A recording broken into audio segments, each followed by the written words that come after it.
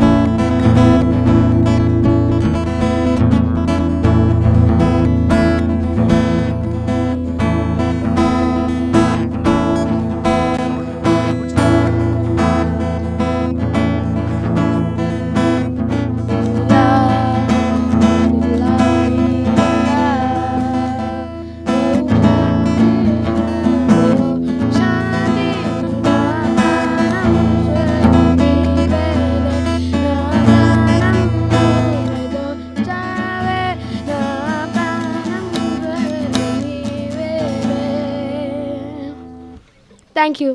ఆదివేద్ drums play చేస్తాడు. Hi Adived 6th class చదువుతున్నాడు. తనకి కూడా మ్యూజిక్ అంటే చాలా ఇష్టం.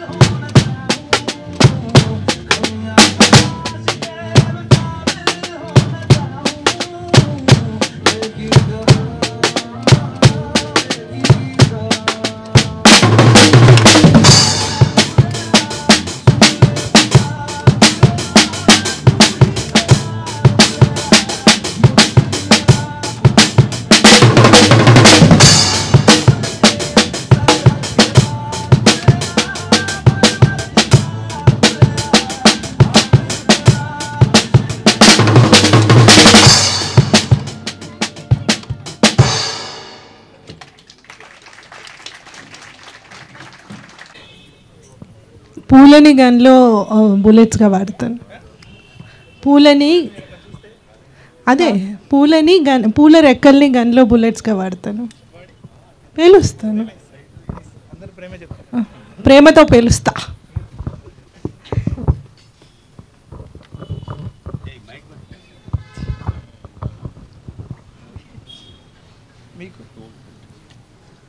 Rose definitely. గన్ తీసుకురా, గన్ అక్కర్లేదు. వాళ్ళలాగా వాడరా కొన్ని గన్స్ మా చూపుల్లో ఉన్నాయి అనుకుంటున్నాను.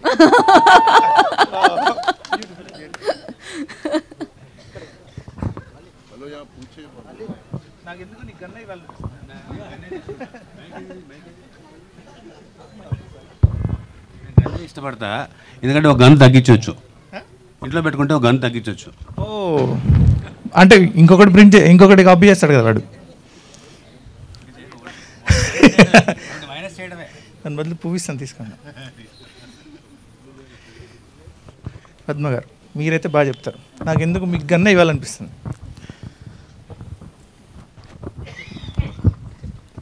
నేను మహీని పట్టుకుంటా, మహీ కథల నిండా ఉన్న ప్రేమను పట్టుకుంటా.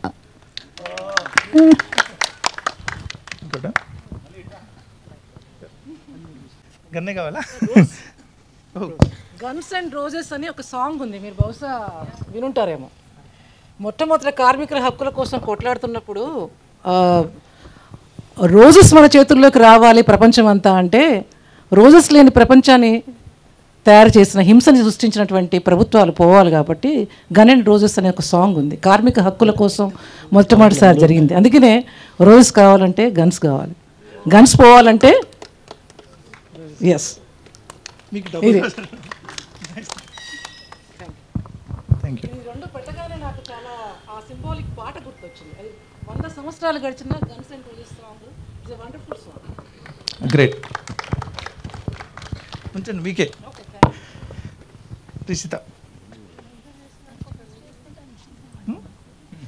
ఏదండి? అన్ని పూలు వచ్చేసినా తీసేసుకుంటానండి. ఏమండి? పూలన్నీ ఇచ్చేసినా తీసేసుకుంటాను. ఓ అన్ని పూలు చాలా ఇష్టం. కానీ గన్న ఇద్దాం అనుకుంటున్నాం.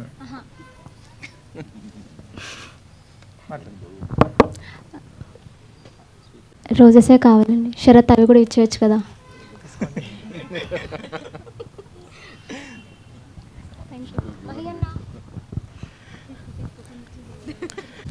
పుస్తకం గురించి మాట్లాడాల్సిందిగా ముందు ప్రముఖ కవయిత్రి విమల గారిని స్టేజ్ మీద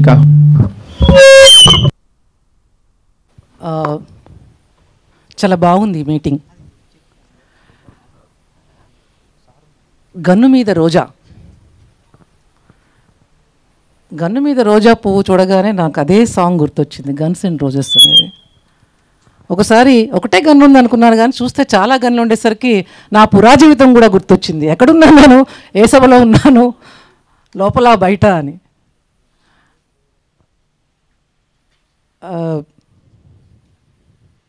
పుస్తకం చదివాను, ఎక్కువ కథలు నేను చదవలేకపోయాను, కొంచెం టైం లేకపోవడం మూలంగా. చదువుతున్నప్పుడు నాకేమనిపించిందంటే, మనం రాస్తున్న వాళ్ళం చాలా ఫ్రేమ్స్ మధ్య రాస్తాం. రచయిత కూడా గొంతు వరకు ఒక ఊబిలో కూర్చొని చేతులు కొంచెం ముఖం మాత్రమే బయటకు కనిపిస్తున్నట్టు స్థితిలో మనం రాస్తాం. ఆ కనపడనటువంటి దాన్ని చెప్పడానికి మనకందరికీ చచ్చేంత భయం. ఎందుకనంటే మనం ఈ సమాజంలో బతుకుతున్నప్పుడు మన చుట్టూ వాళ్ళు ఏమనుకుంటారో, మన కుటుంబాలు ఏమనుకుంటాయో, మన మీద ఇంతవరకు ఉన్నటువంటి ఒక ఇమేజెస్ చట్టం, మనం మోస్తూ వచ్చినటువంటి అనేక బరువులు అనగాని బాధ్యతలు, మనకున్నటువంటి గుర్తింపులకు సంబంధించినవో ఏవి చెల్లా చెదరవుతాయని భయపడతాం కాబట్టి మనం రాయం. ఫ్రేమ్స్ మధ్య, హద్దుల మధ్య బిగించి రాసే కథలంటే నాకు ఎప్పుడు ఇష్టం ఉండదు. కాగితం పూలు, కృత్రిమ పూల లాంటి జీవితాల్ని చాలా కథల్లో మనం చూస్తుంటాం. ఇవి ఎక్కడి నుంచో తెచ్చిపెట్టుకున్నటువంటి మనలోపు ఉన్నటువంటి భావాలను చెప్పడం కోసం రాసేటువంటి ఒక, ఆ మాట అంటే నొచ్చుకుంటారేమో కానీ, ఒక కట్టుకథల్లాగే అనిపిస్తాయి. రావిశాస్త్రి ఎందుకు చచ్చిపోలేదు? రావిశాస్త్రి, పతంజలి కానీ, కేశవరెడ్డి కానీ ఎందుకు చచ్చిపోలేదు? వాళ్ళు రాస్తున్నటువంటి వాటిల్లో ఉన్నటువంటి ఆ రానెస్, మనిషి అంతర్లోకాల్లో ఉన్నటువంటి లోపల ఉన్నటువంటి మనం చెప్పుకోవడానికి భయపడేవి, మాట్లాడడానికి భయపడేటువంటి వాటిని నగ్నంగా చూపించినటువంటి కారణంగానే ఆ కథలు ఇంకా మిగిలి ఉన్నాయి. ఇది ఇప్పుడు ఇన్ని రోజుల తర్వాత మహి చాలామంది రాస్తున్నట్టున్నారు, కొత్త రచయితలు నాకు ఎక్కువ తెలియదు, సారీ, దాన్ని చూపే ప్రయత్నం చేస్తున్నారు. ఎటువంటి పరిస్థితుల్లో మనం ఉన్నాం, మేము రాస్తున్నప్పుడు మమ్మల్ని ఉత్తేజపరచడానికి ఉన్నటువంటి ఉద్యమాలు కానీ, పోరాటాలు కానీ, లేకపోతే ప్రజలకు సంబంధించిన సమస్యలు కానీ, ఇవన్నీ మమ్మల్ని ముందుకు నడిపించేవి. ఏం రాయాలి, ఎట్లా రాయాలి అనే దానికి ఒక మార్గనిర్దేశం చేసినట్టుగా ఉండేది. 90ల తర్వాత వచ్చినటువంటి గ్లోబలైజేషన్ పరిణామాల తర్వాత ఒక కొత్త జనరేషన్ మొదలైంది. ఇందాకే నేను ఒక సాహిత్య పేజీలో చూస్తూ రూపీ కౌర్ సంబంధించినటువంటి ఇన్స్టా కవి అని, మా జనరేషన్ వాళ్ళకి ఇన్స్టా కవులు తెలియదు, ఫేస్బుక్లో రాయడం తెలియదు. ఆ కొద్ది సమయంలోనే రాసేటువంటి, వాళ్ళు చూసినటువంటి జీవితాన్ని రాసేటువంటి ఒక కొత్త తరం మొదలైంది. వాళ్ళ వెనుక ఈ లగేజెస్, బ్యాగేజెస్, సమాజానికి సంబంధించినటువంటి మోయాల్సిన బరువులు ఏమీ లేవు. ఎట్లా వాళ్ళు ఆలోచిస్తున్నారు, ఏం ఆలోచిస్తున్నారు, వాళ్ళదైనటువంటి వాళ్ళు చూసినటువంటి ప్రపంచానికి సంబంధించినటువంటి సమస్యల్ని వాళ్ళ దాన్ని వాళ్ళు ఆ ధిక్కారాన్ని ఎట్లా ప్రదర్శిస్తున్నారు అనేది అది సరిపోలేదేమో నాకు అనిపించింది. ఫామ్లోనే కాదు ధిక్కారం ఉండాల్సింది మనుషులకి, కంటెంట్లో కూడా ఆ ధిక్కారం కనిపించాలి. మేము కవిత్వం రాస్తున్నప్పుడు ఎన్నో ఏళ్ల క్రితం దిగంబర కవులు అప్పటి వరకు స్తబ్దంగా ఉన్నటువంటి దాన్ని ఒక బద్దలు చేస్తూ, ఒక వేశ్యతోని, ఒక రిక్షా కార్మికుడితోని నాంపల్లి వీధుల్లో వాళ్ళు వాళ్ళ పుస్తకాలకు సంబంధించినటువంటి ఆవిష్కరణ సభలు జరిపారు. నేను చాలాసార్లు అనేదాన్ని, ఆ ధిక్కారాన్ని చూపించేటువంటి ధైర్యము, దమ్ము ఆ తర్వాత వచ్చినటువంటి వాళ్ళకి ఎంతోమందికి లేదు. అవి వేరే రకంగా వచ్చాయి. ధిక్కారాలు లేవని నేను అన్ను, కానీ అవి వేరే రూపంలో వచ్చాయి. ఇవాళ మనం చూసుకుంటున్నప్పుడు సమాజంలో ఒక స్తబ్దత ఉన్నటువంటి దాంట్లో ఏం చేయాలి, ఈ తరం ఏం చేయాలి, అటువంటి కొత్త రకపు ఆలోచనల్ని, కొత్త రకపు మీదైనటువంటి ధిక్కారాన్ని, మీదైనటువంటి అన్వేషణని ఎట్లా ప్రారంభించాలి, మాట్లాడడానికి సాహసించాలి. మనం నిరాకరించినటువంటి విషయాల్ని మాట్లాడడానికి సాహసించాలి. మనం నిలబడ్డ నేల దగ్గర పగుళ్ళు ఉన్నప్పుడు అది మాట్లాడడానికి సాహసించాలి. నేను మార్క్సిజంని నమ్మేదాన్నైనా దాంట్లో ఉన్నటువంటి లొసుగు గురించి నేను మాట్లాడడానికి ధైర్యంగా మాట్లాడగలగాలి. నేను దీంట్లో కూడా తప్పులు ఉన్నాయని చెప్పగలగాలి. ఒక అంతిమ సత్యమో ఏదో ఉంటుందని అనుకోవడం లేదు. మహి రాస్తున్నప్పుడు నాకు చాలా నచ్చిన ఒక పాయింట్ చెప్పాను. ఒక బిందువు దగ్గర ప్రారంభమై ఒక వలయాలుగా పోతుందని. బహుశా మనిషి జీవితమైనా, ఉద్యమాలైనా, మన రాతలైనా ఏవైనా కానీ వలయాలుగా పైకి పోయే ప్రయత్నం చేస్తాం. ఏం కోరుకుంటున్నాం మనం, ఎటువంటి మంచి కావాలనుకుంటున్నాం? గులాబీల సమాజం మనకు కావాలనుకుంటే, గులాబీలు మనకు కావాలంటే ఏం చేయాలి? అవి ఎక్కడి నుంచో రాలిపడవు గులాబీలు. నేను అందుకనే అన్నారు, 100 సంవత్సరాల క్రితం కార్మికుల హక్కుల కోసం బ్రెడ్ అండ్ రోజెస్ పాట ఒకటి వచ్చింది. పీట్సీ గారు స్పానిష్ అంతర్యుద్ధం గురించి పాడిన పాట 80 సంవత్సరాల వయసులో అతను పాడుతుంటే అతని పక్కన ఒక కంజర కొడుతూ ఒక పిల్లాడు ఉంటాడు. ఇన్ని సంవత్సరాల ప్రాసెస్ అక్కడి నుంచి ఇక్కడికి మనం పోతూనే ఉన్నాం. ఇట్స్ రిపీటెడ్ వలయలుగా పోతూనే ఉన్నది. మనం ఏం కోరుకుంటున్నామో అటువంటి సమాజము, ఏం కోరుకుంటున్నామో అటువంటి ఆ స్వేచ్ఛ, సమానతలో ఏ జెండర్ డిస్క్రిమినేషన్స్, కులానికి సంబంధించినటువంటి తేడాలు ఉండకూడదు అనుకుంటున్నామో అవి ఇంకా ఈ సమాజంలో రాలేదు. ఇంకా హింస పెరుగుతున్నది. దీన్ని ఎట్లా చూడాలి? మనం కళ్ళు మూసుకుంటే పోతుంది, మనం వేరే స్వప్నాల కంటే పోతుంది. ఆ బురదని, ఆ చీము నెత్తురుని, ఆ దుర్గంధాన్ని మనం చూడగలగాలి. బహుశా నేను అనుకుంటాను ఈ కథల్లో, కొన్ని కథల్లో తను చెప్పే ప్రయత్నం చేశాడు. ఇంకొక మాట, మనం మానసిక సమస్యల గురించి మాట్లాడం. మనం మనిషి లోపల ఎవ్రీథింగ్ ఈజ్ గుడ్ అనే దాన్ని చెప్పడానికి, ఒక ఫ్రేమ్లో పెట్టడానికి మనం ప్రయత్నం చేస్తాం. కానీ లోపల ఒక మనిషి లోపల ఎంత అంతర్సంఘర్షణ జరుగుతుంది, ఎంత కొట్లాట జరుగుతుంది. నువ్వు నిజము అని నమ్మిన దాని వెనుకనే నీ వెనక ఇట్లా కాదు, నువ్వు ఇంకో రకంగా కూడా ఉండొచ్చేమో అనేటువంటి ఘర్షణ ఉండదా? దాన్ని మనం మాట్లాడకపోతే ఎట్లా? ఎవరు చెప్పాలి?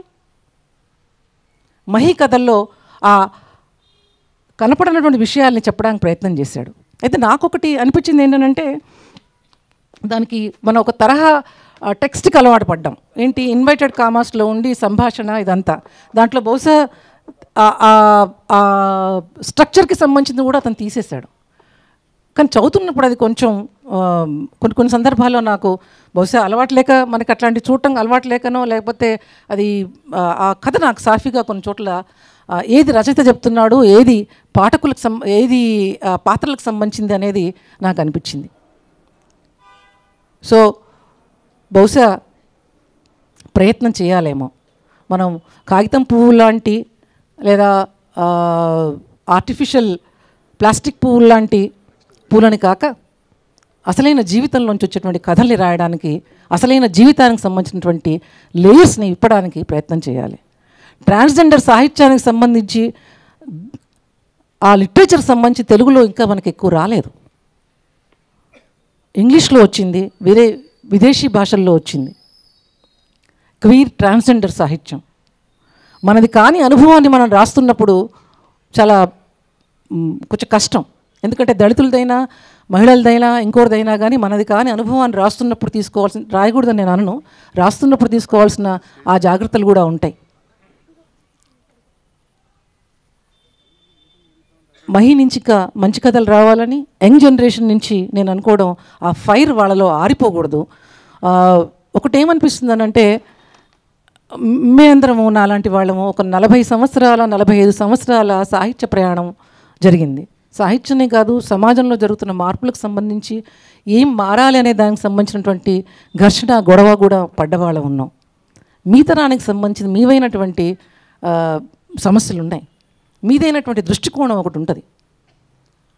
దాన్ని ఎట్లా పట్టుకోవాలి, ఎట్లా రాయాలి అనేది సూపర్ఫిషియాలిటీ నుంచి కాక లోతుల్లోకి పోవాలేమని. ఈ మధ్యకాలంలో నేను చదివినటువంటి వాటిలో నాకు బాగా కత్తిపద్మ రాసిన కథలు, మళ్ళీ ఎన్నో ఏళ్ల తర్వాత ఆ రా నేకెడ్నెస్ని, ఖచ్చితంగా మానవ జీవితంలో ఉన్నటువంటి సంఘర్షణని, బ్లాక్ అండ్ వైట్ వాటిని ఆమె చాలా బాగా గట్టిగా పట్టుకొచ్చినటువంటి కథలవి మళ్ళీ రావాలి.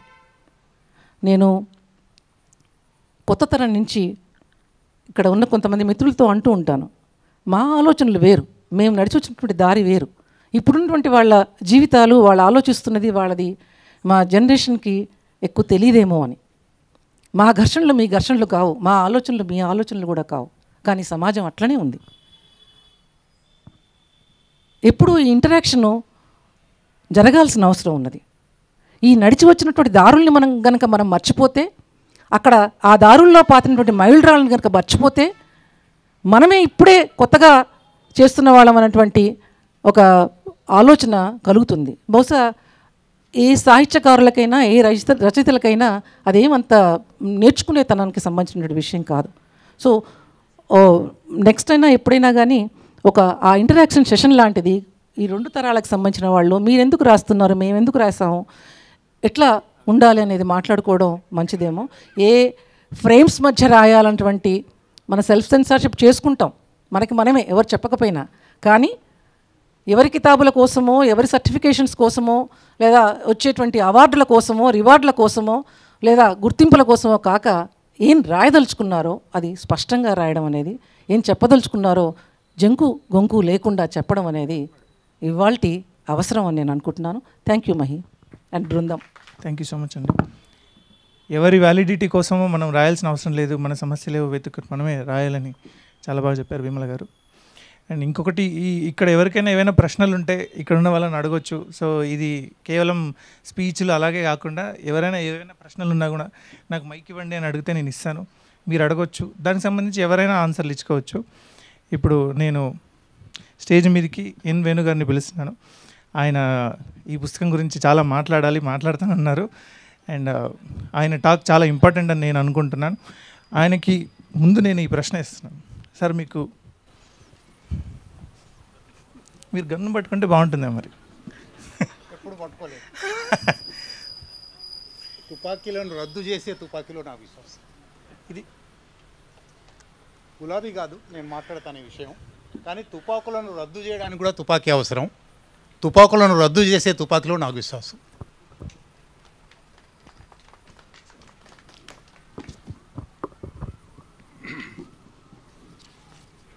మొట్టమొదట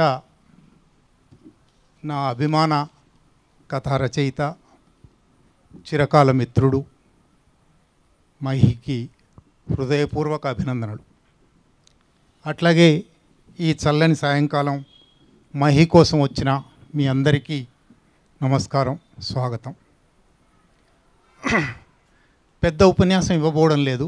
పెద్ద ఉపన్యాసం ఇస్తానని మహి అనుకున్నాడు, మళ్ళీ కూడా చెప్పాడు. కానీ నేను ఇంకా ఈ కథల నుంచి పూర్తిగా 10 కథలు చదివాను. 10 కథల మీద మాట్లాడవలసింది చాలా ఉంది, ప్రతి కథ మీద మాట్లాడవలసింది చాలా ఉంది. కానీ ఇంకా ఆ కథల్లో నుంచి నేను బయటపడ్డాను అనుకోను. బహుశా మీరు ఎవరైనా కూడా అవి చదవడం మొదలుపెట్టిన తర్వాత అవి మిమ్మల్ని హాంట్ చేస్తూ ఉంటాయి. అంత త్వరగా వాటిలో నుంచి బయటపడరు. వాటి మీద విశ్లేషణ, వాటి మీద ఒక అభిప్రాయం ప్రకటించడం అంత సులభమైన విషయం కాదు.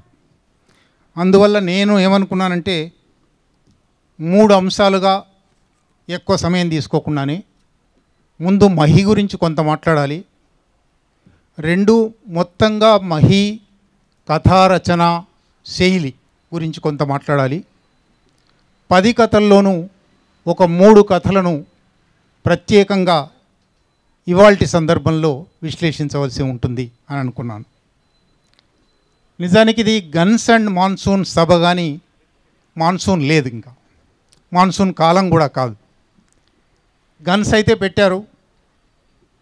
మాన్సూన్ అనేది బహుశా మనిషికి, మీరు ఒక్క తరం వెనక్కి వెళ్తే ఎవరైనా ఊరి నుంచి రాగానే వానలు పడుతున్నాయా అని అడిగేవాళ్ళు. వాన అనేది మనిషికి చాలా ఇష్టమైన, గురజాడ ఎక్కడో రాస్తాడు, చిన్నపిల్లలకు నీళ్ళంటే ఎంత ఇష్టం అని. బహుశా మానవ జాతికే వర్షం చాలా ఇష్టం. గన్స్ అండ్ మాన్సూన్స్ అనే పోలికలో బహుశా మాన్సూన్ మనిషికి అవసరమైనది, మనిషికి తిండి పెట్టేది, మనిషికి ఆహ్లాదాన్ని ఇచ్చేది, ప్రకృతికే ఆహ్లాదాన్ని ఇచ్చేది. కాబట్టి మాన్సూన్ కావాలి. గన్స్ ఆ ఆహ్లాదాన్ని చెడగొట్టేవి కనుక అవి వద్దు. ఇది చాలా స్థూలమైన విభజన అని నేను అనుకుంటాను. ఇంత స్థూలంగా, ఇంత సులభంగా విషయాలు ఉంటే మనకు బహుశా చాలా సులభంగా ఉండేది, కానీ అంత సులభంగా లేవు. చాలా క్లిష్టమైన, చాలా మనకు కనబడే రూపం ఒకటి, కనిపించని సారాలు అనేకం అనే ఒక వాతావరణంలో మనం ఉన్నాం. అటువంటి సందర్భంలో ఈ కథల పుస్తకం ఆవిష్కరణ జరుగుతుంది. నేను ముందే చెప్పినట్టు ముందు మహి గురించి మాట్లాడాలి. మహి కథారచయిత కన్నా ముందు ఫోటోగ్రాఫర్, కథారచయిత కన్నా ముందు చిత్రకారుడు. ఫోటోగ్రాఫరు, చిత్రకారుడు కథారచయిత కావడంలో చాలా ప్రత్యేకతలు ఉన్నాయి. ఫోటోగ్రాఫర్ సాధారణంగా ఇప్పుడైతే రంగులు వచ్చాయి, కానీ కొంత వెనక్కి వెళ్తే నలుపు తెలుపులలో సమాజాన్ని చూడడానికి, ప్రకృతిని చూడడానికి అలవాటు పడేవాళ్ళు. నలుపు తెలుపుల మధ్య విభజన, వెలుగు నీడల మధ్య విభజన. కానీ సమాజం నిజానికి, ప్రకృతి కానీ సమాజం కానీ మనిషి కానీ ఇంత సులభమైన వెలుగు నీడల విభజనలో లేడు. అనేక వెలుగులున్నాయి, అనేక నీడలున్నాయి. చీకటి అనేక ఛాయలుంది, వెలుగు అనేక ఛాయలుంది. ఈ రెంటి మధ్య ఎక్కడో మనం పెనుగులాటలో ఉన్నాం, తన్లాటలో ఉన్నాం. ఏది వెలుగు, ఏది చీకటి అని అర్థం చేసుకోలేకపోతున్నాం. ఆ వెలుగు చీకట్లను చిత్రించడంతో ప్రారంభమైన మహి ఈ వెలుగు చీకట్లు జీవితంలో ఎట్లా ఉంటాయి అని కొత్త విశ్లేషణ ప్రారంభించాడు. అంటే ఫోటోగ్రాఫర్ కన్ను, లెన్స్ సమాజం మీద, అంతకుముందు ప్రకృతి మీద ఉందేమో, లేదా వ్యక్తుల పోర్ట్రేట్స్ మీద ఉందేమో, కానీ ఇప్పుడు వ్యక్తిత్వాల పోర్ట్రేట్స్ మీద, మనస్తత్వాల పోర్ట్రేట్స్ మీద ఈ కెమెరా కన్ను వ్యాపించింది. అందువల్ల ఫోటోగ్రాఫర్కు ఉండే ఒక నైపుణ్యం, ఫోటోగ్రాఫర్కు ఉండే ఒక ఫెసిలిటీ, ఫోటోగ్రాఫర్కు ఉండే ఒక సౌలభ్యం ఈ కథలో అన్నిట్లో కనబడుతుంది. వ్యక్తులను ఎట్లా చిత్రిస్తాడు, పాత్రలను ఎట్లా చిత్రిస్తాడు, పాత్రల మధ్య సంభాషణలను ఎట్లా చిత్రిస్తాడు. ఈ సంభాషణలు, కనబడే సంభాషణల వెనుక కనబడని అర్థాలు చాలా ఉంటాయి.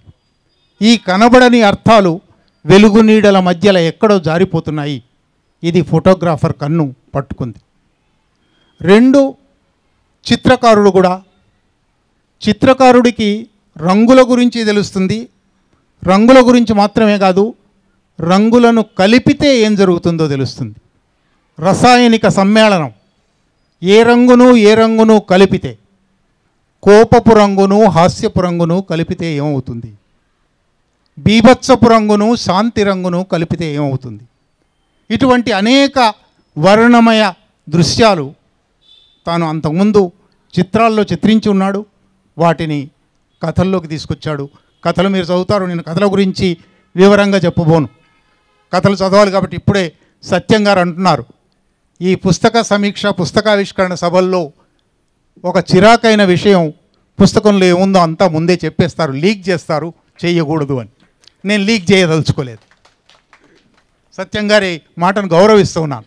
అందువల్లనే కథల మీద మాట్లాడాలని నేను అనుకున్నది కూడా కొంత తగ్గించాలని ప్రయత్నం చేస్తూ ఉన్నాను. అయితే మొత్తంగా మహి కథల గురించి 10 కథల గురించి మీకు అది వర్తిస్తుంది. ఒక 5-6 అంశాలు తప్పకుండా గుర్తించవలసి ఉన్నాయి. ఏ కథ చెప్పకుండానే ఆ సాధారణ అంశాల గురించి చెప్పడానికి ప్రయత్నం చేస్తాను. ఒకటి, మామూలుగా చాలామంది కొత్త కథకుల్లో అది వస్తూ ఉంది. మహి కూడా దాన్ని చాలా సాధన చేశాడు, చాలా విస్తరించాడు, అభివృద్ధి చేశాడు. స్ఫురణ ద్వారా చాలా విషయాలు చెప్పడం. అన్ని అక్షరాల్లోనే చెప్పలేము, అన్ని అక్షరాల్లోనే చెప్పకూడదు. కొంత అక్షరాల మధ్య మౌనం ఉంటుంది.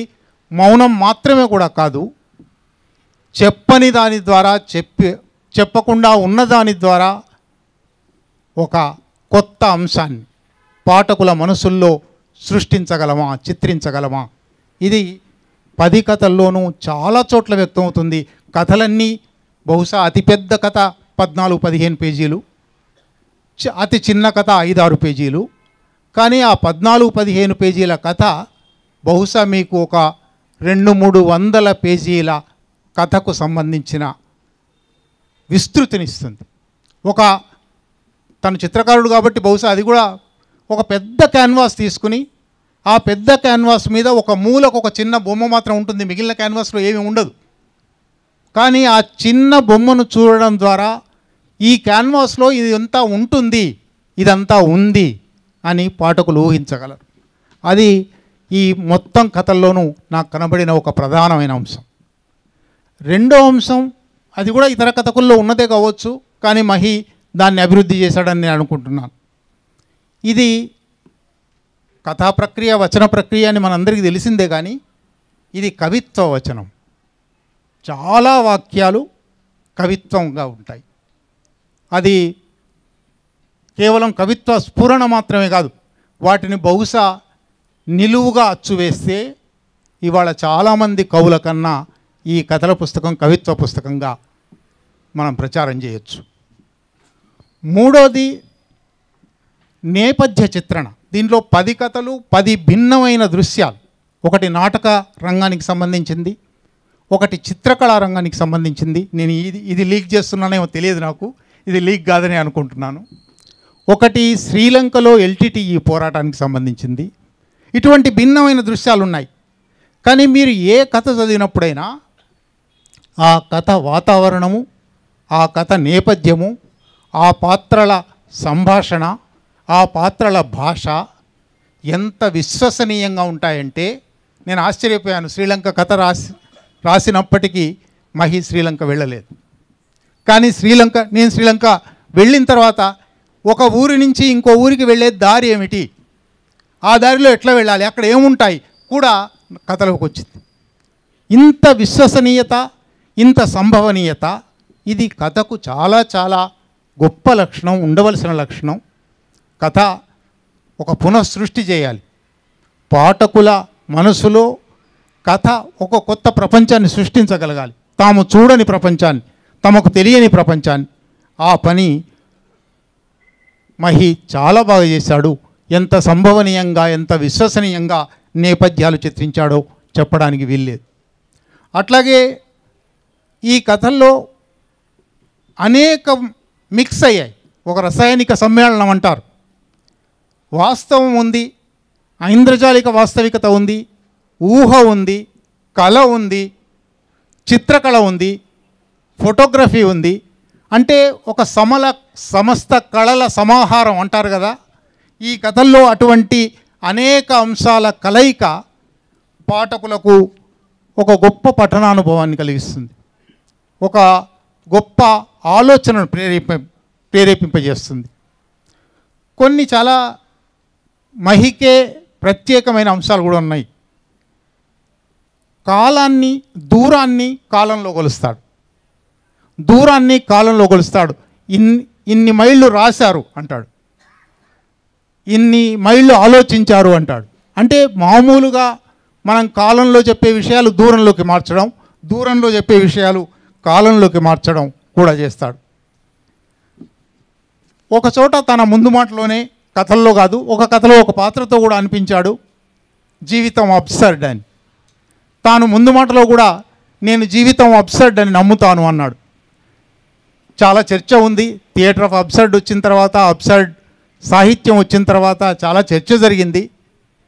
ఈ ఒకవైపు అబ్సర్డ్ అంటూ మళ్ళీ ఎందుకు రాస్తున్నారు, మరి అబ్సర్డ్ అంటూ ఆ జీవితాన్ని ఎందుకు చిత్రిస్తూ ఉన్నారు, ఇది ఒక వైరుధ్యం కాదా అనే చర్చ కూడా వచ్చింది.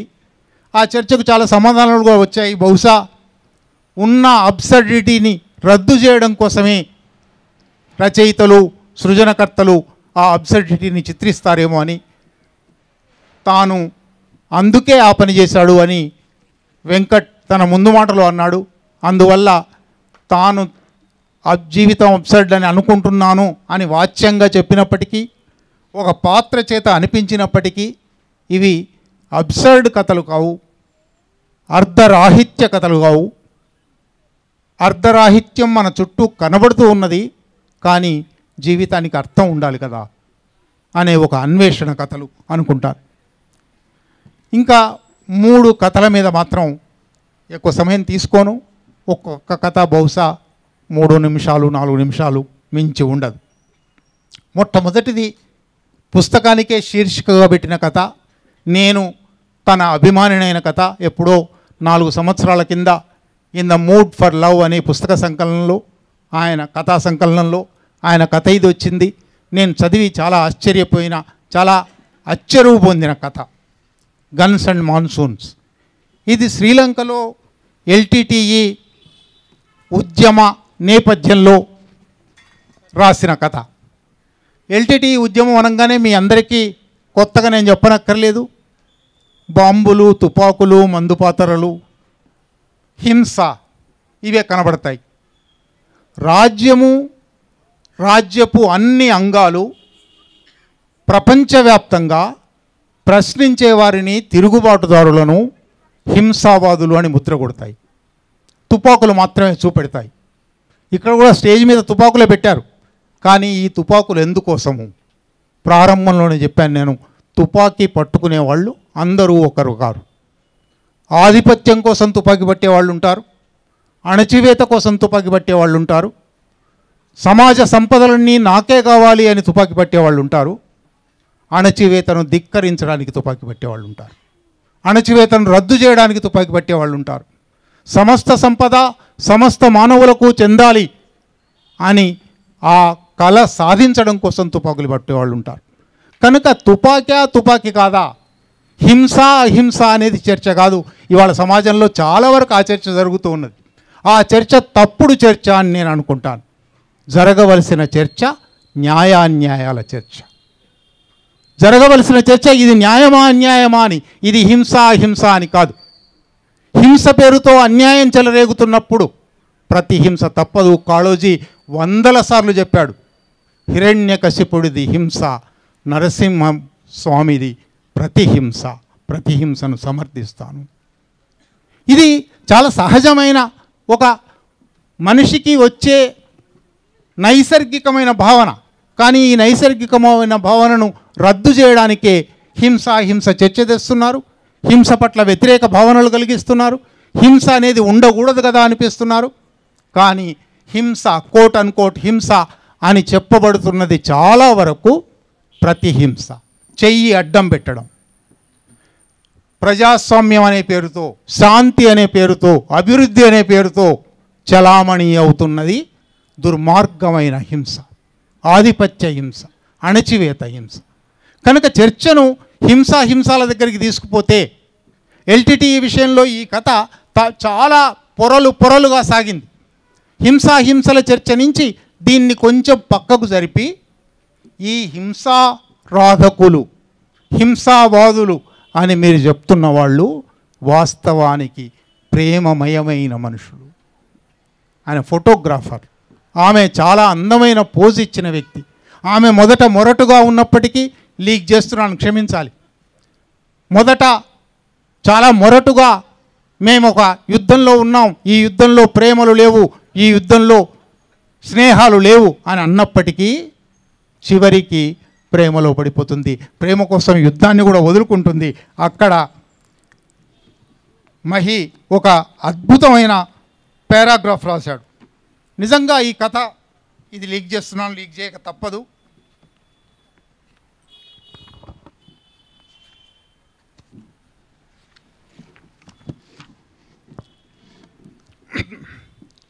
ఇక అప్పటి నుండి నేనుగానే ఉంటూ వచ్చాను. నా జాతి కోసం, శాంతి కోసం ఉద్యమాన్ని వదిలిపెట్టాను.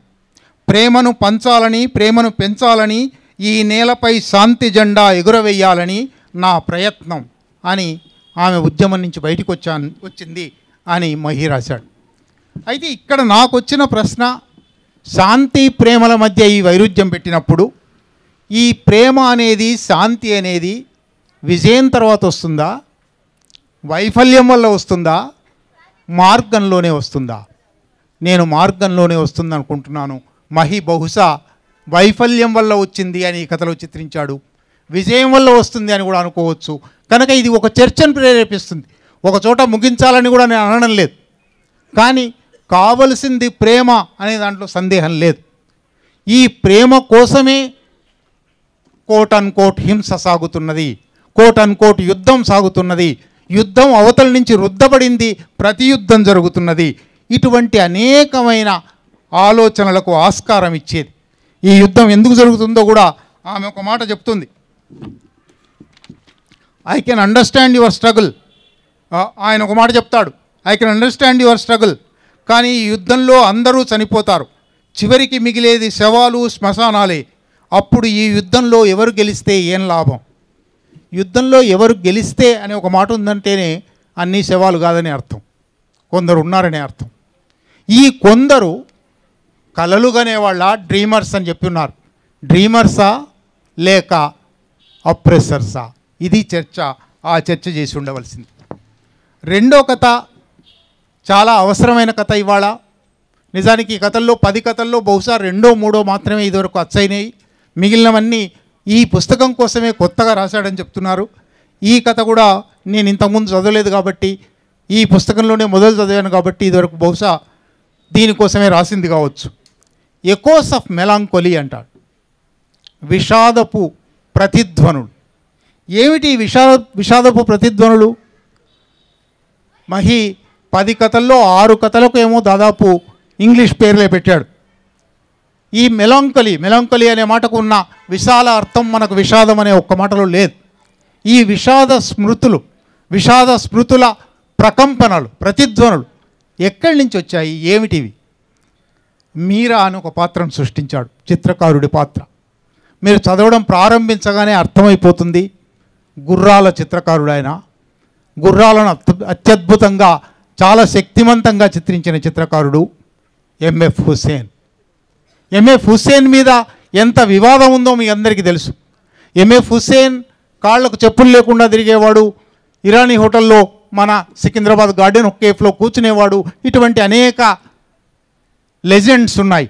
ఈ లెజెండ్స్ అన్నీ కథలోకి కూడా వచ్చాయి. కనుక ఇది ఎంఎఫ్ హుస్సేన్ కథ. కానీ ఎంఎఫ్ హుస్సేన్ మీద ఎంత దుర్మార్గమైన దాడి జరిగిందో, ఒక చిత్రకళ మీద, ఒక భావ ప్రకటన స్వేచ్ఛ మీద, ఒక సృజనాత్మక కృషి మీద, మతం పేరుతో, హిందుత్వ పేరుతో, ఆధిపత్య భావజాలం పేరుతో ఎటువంటి హింస జరిగిందో, ఆయన చిత్రపటాలను చించిన, ఆయన చిత్రపటాల ప్రదర్శన మీద దాడులు చేసిన ఘటనలు జరిగాయో మీ అందరికీ తెలుసు. ఆ నేపథ్యం నుంచి ఈ కథ తయారైంది. ఈ కథలో మీరాకు వ్యతిరేకంగా, మీరాకు ఒక ఆల్టర్ ఈగోలాగా అతడు అనే ఒక పాత్ర ఉంటుంది. ఆ అతడు సర్వసాక్షిగా ఉంటుంది. మీరాకు వ్యతిరేకంగా కెప్టెన్ సనా అని ఒక ఆయన ఉంటాడు. కెప్టెన్ సనా అనడంలో నాకు వెంటనే మాలేగాం అల్లర్లలో ఒక సైన్యం నుంచి రాజీనామా చేసి బయటకు వచ్చిన లేదా రిటైర్ అయ్యి బయటకు వచ్చిన మనిషి ఎట్లా ఒక హిందుత్వ సంస్థ పెట్టి మాలేగాం అల్లర్లను సృష్టించాడో కనబడుతుంది. భీమా కోరేగాం అల్లర్ల, భీమా కోరేగాం వ్యవహారం మొత్తంలో కూడా ఒక రిటైర్డ్ మేజర్ జనరల్ ఒక పుస్తకం రాసి ఇవాళ ఈ కేసుకు కారణమయ్యాడు. ఈ కెప్టెన్ సనా కూడా మీరా మీద దాడి చేయాలి, మీరా స్టూడియో మీద దాడి చేయాలి, మీరా చిత్రాల మీద దాడి చేయాలి అని కొనసాగిస్తాడు. కానీ మీరా లేదా కళ గురించి మహి అత్యద్భుతమైన వాక్యాలు కొన్ని రాశాడు.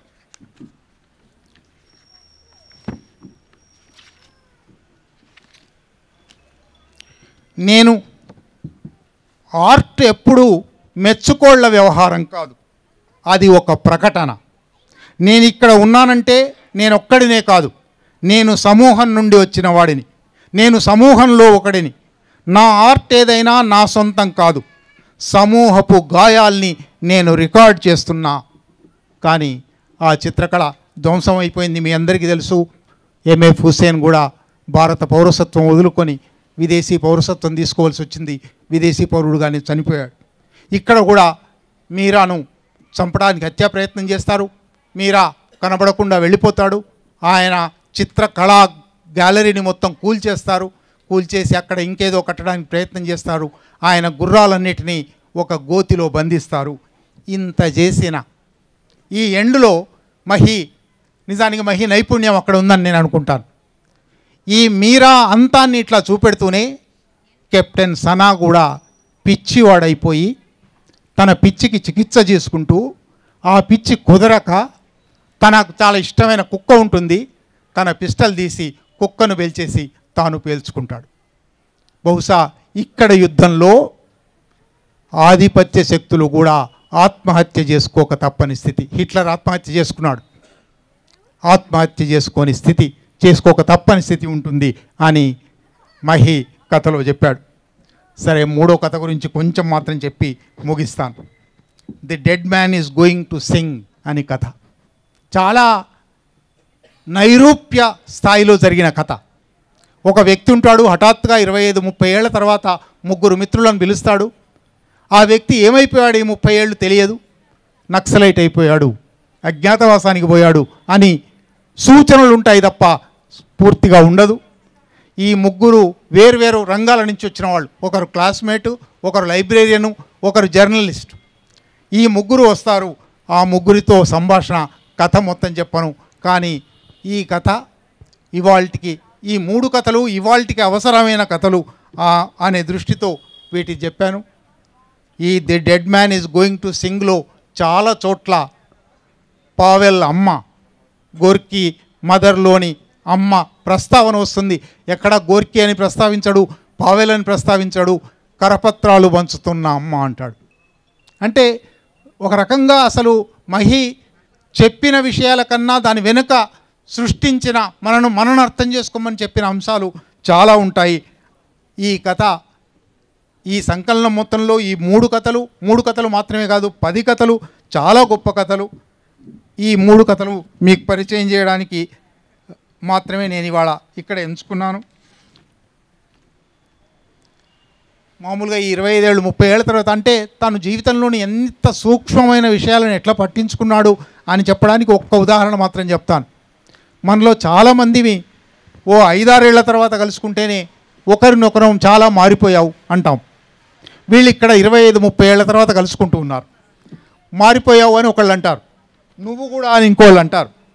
నేనా మొత్తం మారిపోయాను అని అన్న తర్వాత నా కళ్ళతో చూడు అంటారు. అక్కడి నుంచి కాస్త ముందుకు వెళ్ళి జీవితం అంటేనే మార్పు, మార్పు లేకుండా ఈ సృష్టి లేదు.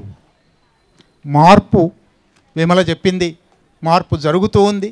ఆ మార్పును కొత్త తరం, కొత్త లెన్సుల్లోంచి, కొత్త చూపులోంచి, కొత్త అవగాహనల్లోంచి అర్థం చేసుకుంటుంది. ఇది చాలా అవసరమైన విషయం. శ్రీశ్రీ అన్నట్టు ఇవాల్టి కంటే ఎప్పుడు రేపే బాగుంటుందంటాను నేను. నిన్న మా తరమో మాకంటే ముందరి తరమో కథలోనూ ఇంతకుముందు మాన్సూన్, గన్స్ అండ్ మాన్సూన్ గురించి చెప్పిన దాంట్లో ఒక విషయం అప్పుడే ప్రస్తావించవలసింది ముగింపులో చెప్తూ ఉన్నాను. గన్స్ కథలేనా ఇవి? కొట్టు చంపు నరుకు కథలేనా? కొట్టు చంపు నరుకు కథలు కాదు, మానవ సంబంధాల కథలు, మనిషి జీవితం మారాలని చెప్పే కథలు. బహుశా విప్లవోద్యమ కథ గురించి ఆ మాట వస్తుంది. చాలా మేధావులైన చదువరులు, విశ్లేషకులు ఆ మాట అంటున్నారు. ఇవాళ మహి అదే గన్స్ గురించి కథ రాశాడు. అటువంటి సందర్భంలో మళ్ళీ ఒకసారి తలుచుకోవాలి. విప్లవోద్యమ కథ ఒక 1500 కథలు సృష్టిస్తే అందులో 15 ఉన్నాయా కనీసం కొట్టు చంపు నరుకు కథలు? మిగిలినవన్నీ మానవ జీవితపు కథలు, మానవ సంబంధాల కథలు, మానవ సంబంధాలలో మార్పు కోసం పెనుగులాడిన కథలు. వీటిని ఒక్క ముద్రగొట్టి పారవేస్తే ఇది కూడా అట్లా ముద్రగొట్టి పారవేయడానికి గన్స్ అండ్ మాన్సూన్స్లో మాన్సూన్ కూడా ఉంది. ఆ మాన్సూన్ హర్షం, వర్షం. ఇది చివరికి వెంకట్ ఒక అద్భుతమైన ముందు మాట రాశాడు దీనికి. దానిలో నుంచి ఒక్క 3 లైన్లు మాత్రం చెప్పి ముగిస్తాను. ఏమిటి ఈ కథలు? ఇంతకీ అంతిమంగా ఈ కథలు ఏం చెప్పదలుచుకున్నాయి? కలలు విఫలమవుతాయని తెలిసినా కలలుగానే మన అవిచ్ఛిన్న అవసరం. ఇది మనిషికి అవసరం. కలలు విఫలమవుతాయని, కళ విఫలమవుతుంది అయ్యిందని తెలిసింది కానీ మళ్ళీ కలగంటాం. కలలు విఫలమవుతాయని తెలిసినా కలలుగానే మన అవిచ్ఛిన్న అవసరం. ప్రేమ అంతమవుతుందని తెలిసినా ప్రేమించగలిగే మన సామర్థ్యం. 100 బ్రేకప్ల తర్వాత 101 ప్రేమ కోసం తపిస్తాం. ఇది ఒక సహజమైన అంశం. ప్రేమ అంతమవుతుందని తెలిసినా ప్రేమించగలిగే మన సామర్థ్యం. చివరికి అన్నీ ధ్వంసమవుతాయని తెలిసినా సృష్టించగలిగే మన శక్తి. మానవ శక్తి సృష్టి, మానవ శక్తి విధ్వంసం కాదు. మానవ శక్తి ప్రేమ, మానవ శక్తి సహనం, మానవ శక్తి స్నేహం, మానవ శక్తి తుపాకీ కాదు. కనుక తుపాకీని, సృష్టిని, విధ్వంసాన్ని, తుపాకీని, శాంతిని పోటీ పెట్టడం కాదు, న్యాయాన్ని, అన్యాయాన్ని పోటీ పెట్టడం. అది ఒక కొత్త దృక్పథం. ఆ దృక్పథం కొత్త తరం చాలా కొత్తగా చూస్తుంది, చాలా కొత్తగా చెప్తుంది, చాలా కొత్త ఆలోచనలు చేస్తుంది. ఇదంతా నిజమే కానీ కొత్త తరం మీద నా కంప్లైంట్ ఉండవలసినంత దృక్పథ స్పష్టత ఉండడం లేదేమో. ఆ మాట కూడా మహీకి ప్రత్యేకంగాను ఈ తరానికి మొత్తంగాను చెప్తూ నాకు ఈ అవకాశం ఇచ్చిన మహీకి, మీ అందరికీ కృతజ్ఞత. అంటే వింటూనే ఉండొచ్చు. అలాగే పుస్తకావిష్కరణకు పిలిచారు, అసలు ఇంతసేపు పుస్తకమే లాంచ్ చేయలేదని అందరు అడుగుతున్నారు.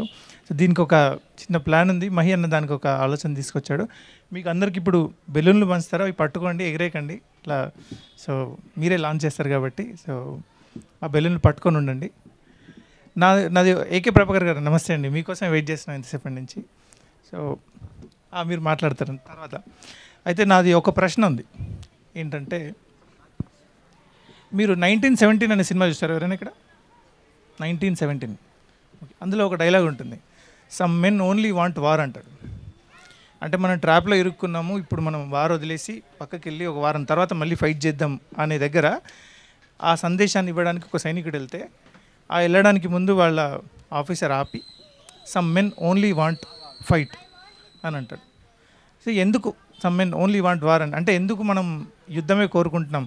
సో ఈ సభ ముఖ్య ఉద్దేశం కూడా మనం అదే కనుక్కుందాం అనుకున్నాం కదా, యుద్ధమా ప్రేమ అని. సో మనం ఈ బెలూన్లు ఎగిరేయడం ద్వారా మనం ప్రేమ కోరుకుంటున్నామని చెప్పాలి. Some men only want war అని అన్నాం కదా. దాని గురించి నేను ఏకే ప్రభాకర్ గారిని మళ్ళీ అడుగుతాను క్వశ్చన్, ఎందుకు మనం వారు కోరుకుంటున్నాము ఆయన చెప్తారు. ఈ లోపుగా నేను మహి పుస్తకాన్ని వాళ్ళ నాన్నగారికి డెడికేట్ చేస్తూ డాడీకి అని చెప్పి, అంటే బాబాయికి కూడా అని అంటాడు. సో మహి అన్న ఆయన తన జీవితం అంతా వాళ్ళ బాబాయ్ చేతుల్లో పెరిగారు. వాళ్ళ బాబాయ్ అంటే చాలా ఇష్టం ఆయనకి. డాక్టర్ రవికుమార్ మహి అన్న వాళ్ళ బాబాయ్, ఆయన వచ్చి మాట్లాడితే 2 మాటలు విందాం. ఆ తర్వాత మనం పుస్తకావిష్కరణ జరుపుకుంటాం. డాక్టర్ రవికుమార్ గారు. మురళి అంటే మహి అని నాకు అలవాట్లేదు. చిన్నప్పటి నుంచి మేము మురళి అనేవాడిని పిలిచేది.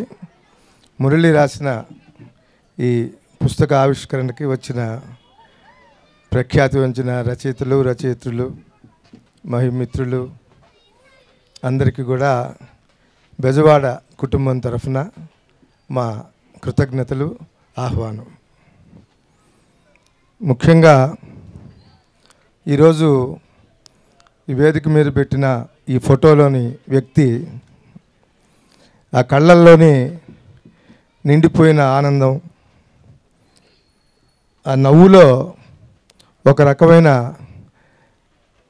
సంతృప్తి ఈ రోజుకి మహిని చూడగలిగాను.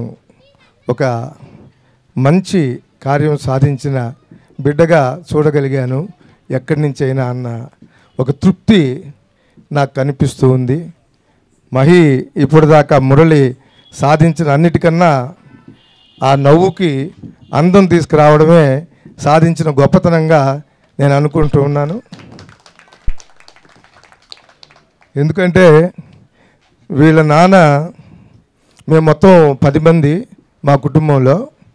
వీళ్ళ నాన్న 6వ వ్యక్తి, నేను 9, నా తర్వాత ఇంకొకరు ఉన్నారు.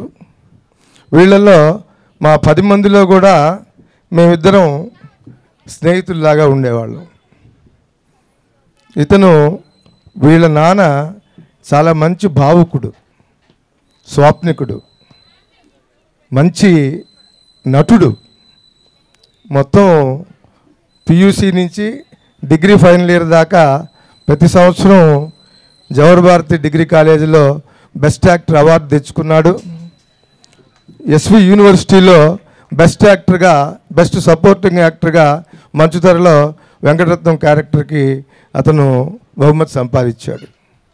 అంతేకాకుండా చాలా పరిషత్తులు నిలబడడానికి, అవి జరగడానికి తన వంతు ఆర్థిక సహాయం, తన వంతు టైము, వీటన్నిటిని వెచ్చించిన వ్యక్తి. ముఖ్యంగా మురళిని ఇంటర్మీడియట్ అయిన తర్వాత ఈ కెమెరామెన్ కోర్సుకి, అంటే వాడికి కెమెరా లెన్స్ ఇష్టం అని చెప్పని వాడిని ఆ కోర్సుకి పంపించి, ఆ డిప్లొమా ఇప్పించి ఆ రూట్లో బాగా చేద్దామని చెప్పన్న కోరికని నేనే తుంచేశా. ఎందుకు కెమెరా పట్టుకొని ఇప్పుడు వాడు ఏం చేయగలడు, వాడికి ఫ్యూచర్ని ఆలోచిద్దాం, మనం చదివిద్దాము అని చెప్పి నాతోటి కొద్ది రోజు, నాతోటి నా భార్య డాక్టర్ విజయ్ తోటి, మా ఇద్దరితోటి కూడా చర్చ జరిపాడు. జరిపిన తర్వాత మేమిద్దరం కూడా దాన్ని వద్దులే, చదువుకొని ముందు తర్వాత కళలు చూసుకుంటాడన్నాడు. కానీ మరి ఆయన కోరికే నిజమై, అంటే మీరందరూ వాడిని ఆర్టిస్టుగా కూడా చెప్తున్నారు. ఆర్ట్ గురించి మాకైతే మురళిగా నాకు పరిచయం ఉన్నంతకాలం నేను వాడి దగ్గర ఎప్పుడు చిత్రకారుడిగా నేను ఎప్పుడు చూడలే, ఫోటోలు మాత్రం తీసేవాడు అద్భుతంగా. ఇట్లా వాళ్ళ నాన్న కోరిక ఒక రకంగా మేము వద్దనుకొని చదువులో పెట్టి వాడి ఫ్యూచర్ని ఆ రకంగా తీసుకురావాలని అనుకున్నా, ఈ రకంగా వచ్చి మొత్తానికి హైదరాబాద్కి వచ్చినప్పుడు మేమిద్దరం చాలా ఆందోళనకు గురయ్యాం. అంటే ఇక్కడ ఏమీ లేని పరిస్థితుల్లో వచ్చాడు. అంటే ఇక్కడ ఏమీ ఒక సబ్జెక్టు వర్క్ అనేది చేయాలా అన్న ఇది లేకుండా he Hess just come here. అతనికి నచ్చిన కోణంలో ఏదో ఒక రకంగా నేను డెవలప్ కావాలి అన్న ఉద్దేశంతో మంచి మిత్రులు, ముఖ్యంగా వెంకట్ సిద్ధారెడ్డి, వెంకట్ అంటాను నేను, వీళ్ళందరూ దగ్గర చేర్చుకున్నారు. వాడి ఆలోచనల్ని పెంచారు. వాడి ఆలోచనల్ని, వాడి కోరికల్ని ఏ రకంగా అయితే వాడు ఉండదలుచుకున్నాడో జీవితంలో దానికి ఒక గట్టి పునాది ఏర్పరిచి, మేము చేయలేని పనిని వాళ్ళు చేసి ఈరోజు ఇంతమంది ముందు వాడు గర్వంగా ఒక పుస్తకం పబ్లిష్ చేసి, నేను కూడా ఒక 2-3 కథలు చదివాను. చాలా, అంటే మీ అందరి ముందు కథల గురించి చెప్పేంత సాహసం మేము చేయలేకపోయినా చాలా అద్భుతంగా ఉండి నా దాకా మీరందరి ముందు, ఇంత పెద్ద రచయితల ముందు కూడా ఒక మంచి పుస్తకాన్ని తీసుకొచ్చి గర్వంగా నిలబడగలిగాడు అన్న ఒక తృప్తి మాకందరికి కూడా ఉంది. ఇంకా ఇదే రకంగా మురళి తను ఎన్నుకున్న రంగంలో, ఈ రంగంలో ఇంకా విశిష్టంగా కృషి చేసి, ఇంకా బాగా కృషి చేసి, బాగా చదివి, సాహిత్యాన్ని మదించి, సాహిత్యం పరిశోధన చేసి, చరిత్రను కూడా పరిశోధన చేసి, ప్రపంచ చరిత్రను అంతా కూడా పరిశోధన చేస్తే మనం రాసే దాంట్లో ఎంతో స్పష్టత కూడా ఇచ్చే అవకాశం ఉంటుంది. కాబట్టి ఇవన్నీ చేసి ఇంకా ఎంతో మంచి పుస్తకాలని మీ ముందుకు తీసుకురావాలని, మీరందరూ ఇదే రకంగా మా మురళిని దగ్గరికి తీసుకొని ఇదే రకమైన ప్రోత్సాహాన్ని అందిస్తూ ఇంకా ఇంకా మంచి రచయితగా వాడు రూపొందడానికి మీ అందరి సహకారం కూడా అందిస్తారని మా కుటుంబం తరఫున కోరుకుంటూ, మాకు చాలా సంతోషంగా ఉంది.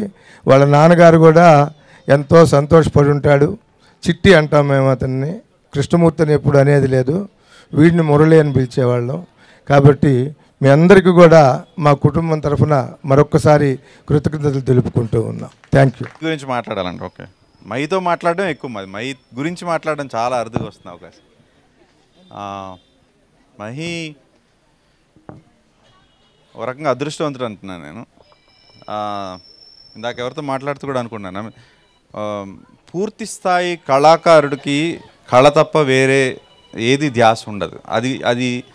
అది అర్థం చేసుకుని పూర్వకాలంలో కళా పోషకులు, రాజులు, నువ్వు కళ మీద ధ్యాస పెట్టు, నేను మిగతా మీ ఇంటి సంగతులను నేను చూసుకుంటాను, మీ రోజు గడవడానికి కావాల్సినవన్నీ నేను చూసుకుంటాను ఒక రాజు ఉండేవాడు. అది ఈ రోజుల్లో లేదు. సో ఇక్కడున్న చాలామంది రచయితలు, కళాకారులు కళతో పాటు ఉద్యోగము, ఇంకోటి ఏదో చేయాల్సిన అవసరం ఉన్న సమాజంలో ఉన్నాం. పూర్తిగా కళకి మాత్రమే అంకితమయ్యే అవకాశం చాలా తక్కువ మందికి వస్తుంది. ఆ కళలో పూర్తి ఇంకా చెప్పాలంటే దాని అవుట్పుట్ మీద ధ్యాస కన్నా కూడా ఆ పని చేయడం మీద మాత్రమే ధ్యాస పెట్టిన కళాకారుడిగా నేను చాలాసార్లు మైతో కూడా చెప్పాను. I think one of the ఆ అదృష్టాన్ని అసూయపడతాను, ప్లస్ అది ఒక ఇన్స్పిరేషన్గా కూడా తీసుకుంటాను. దాంట్లో ముఖ్యమైన భాగం సుప్రియ కూడా ఉంది కాబట్టి సుప్రియకు ప్రత్యేకంగా ఈ విషయంలో అభినందనలు చెప్పాలి.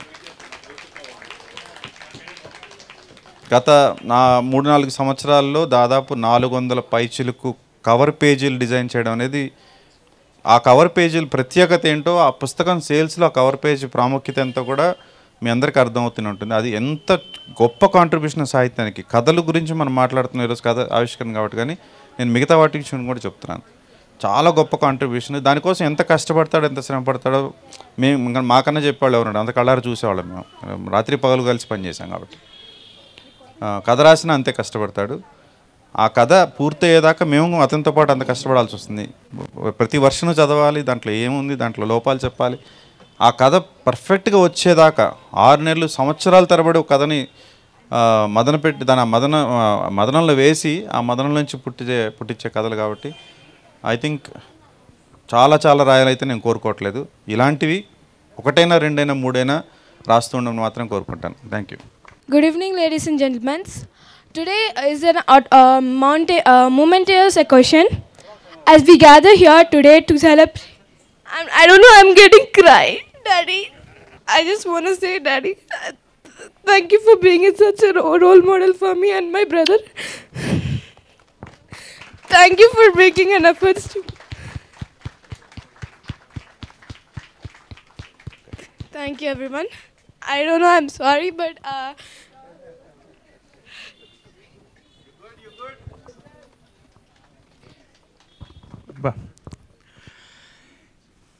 ఏం మాట్లాడద్దు.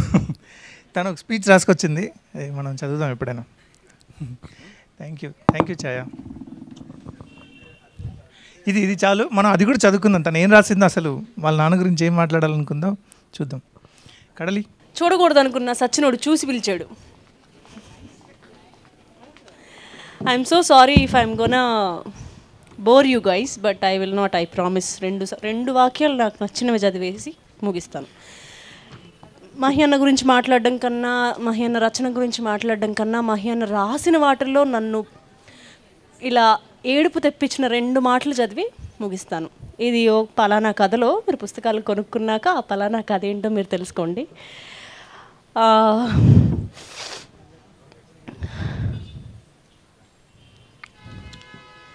అమ్మకి మాటలు వచ్చు, కానీ అమ్మ మోగదే. అమ్మకి 10 ఏళ్ళప్పుడే పెళ్లి చేశారు, అప్పుడు అమ్మ మోగదే. పెళ్ళయ్యాక నాన్న ముందు మోగదే. కన్న ఊరు వదిలి వెళ్ళాలన్నప్పుడు కూడా అమ్మ మోగదే.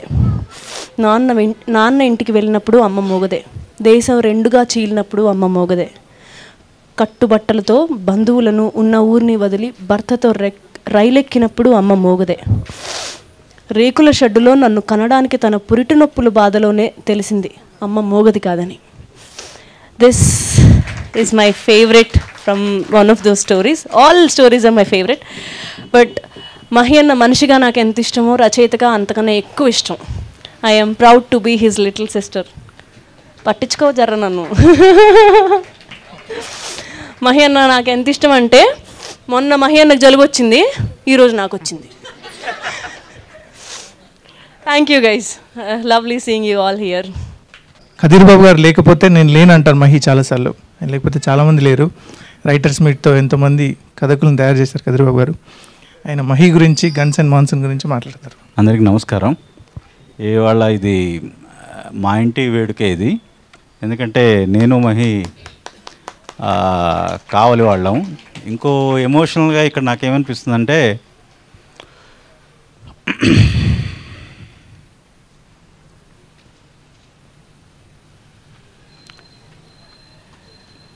మా నాన్న కూడా నా మొదటి పుస్తకం చూడలేదు.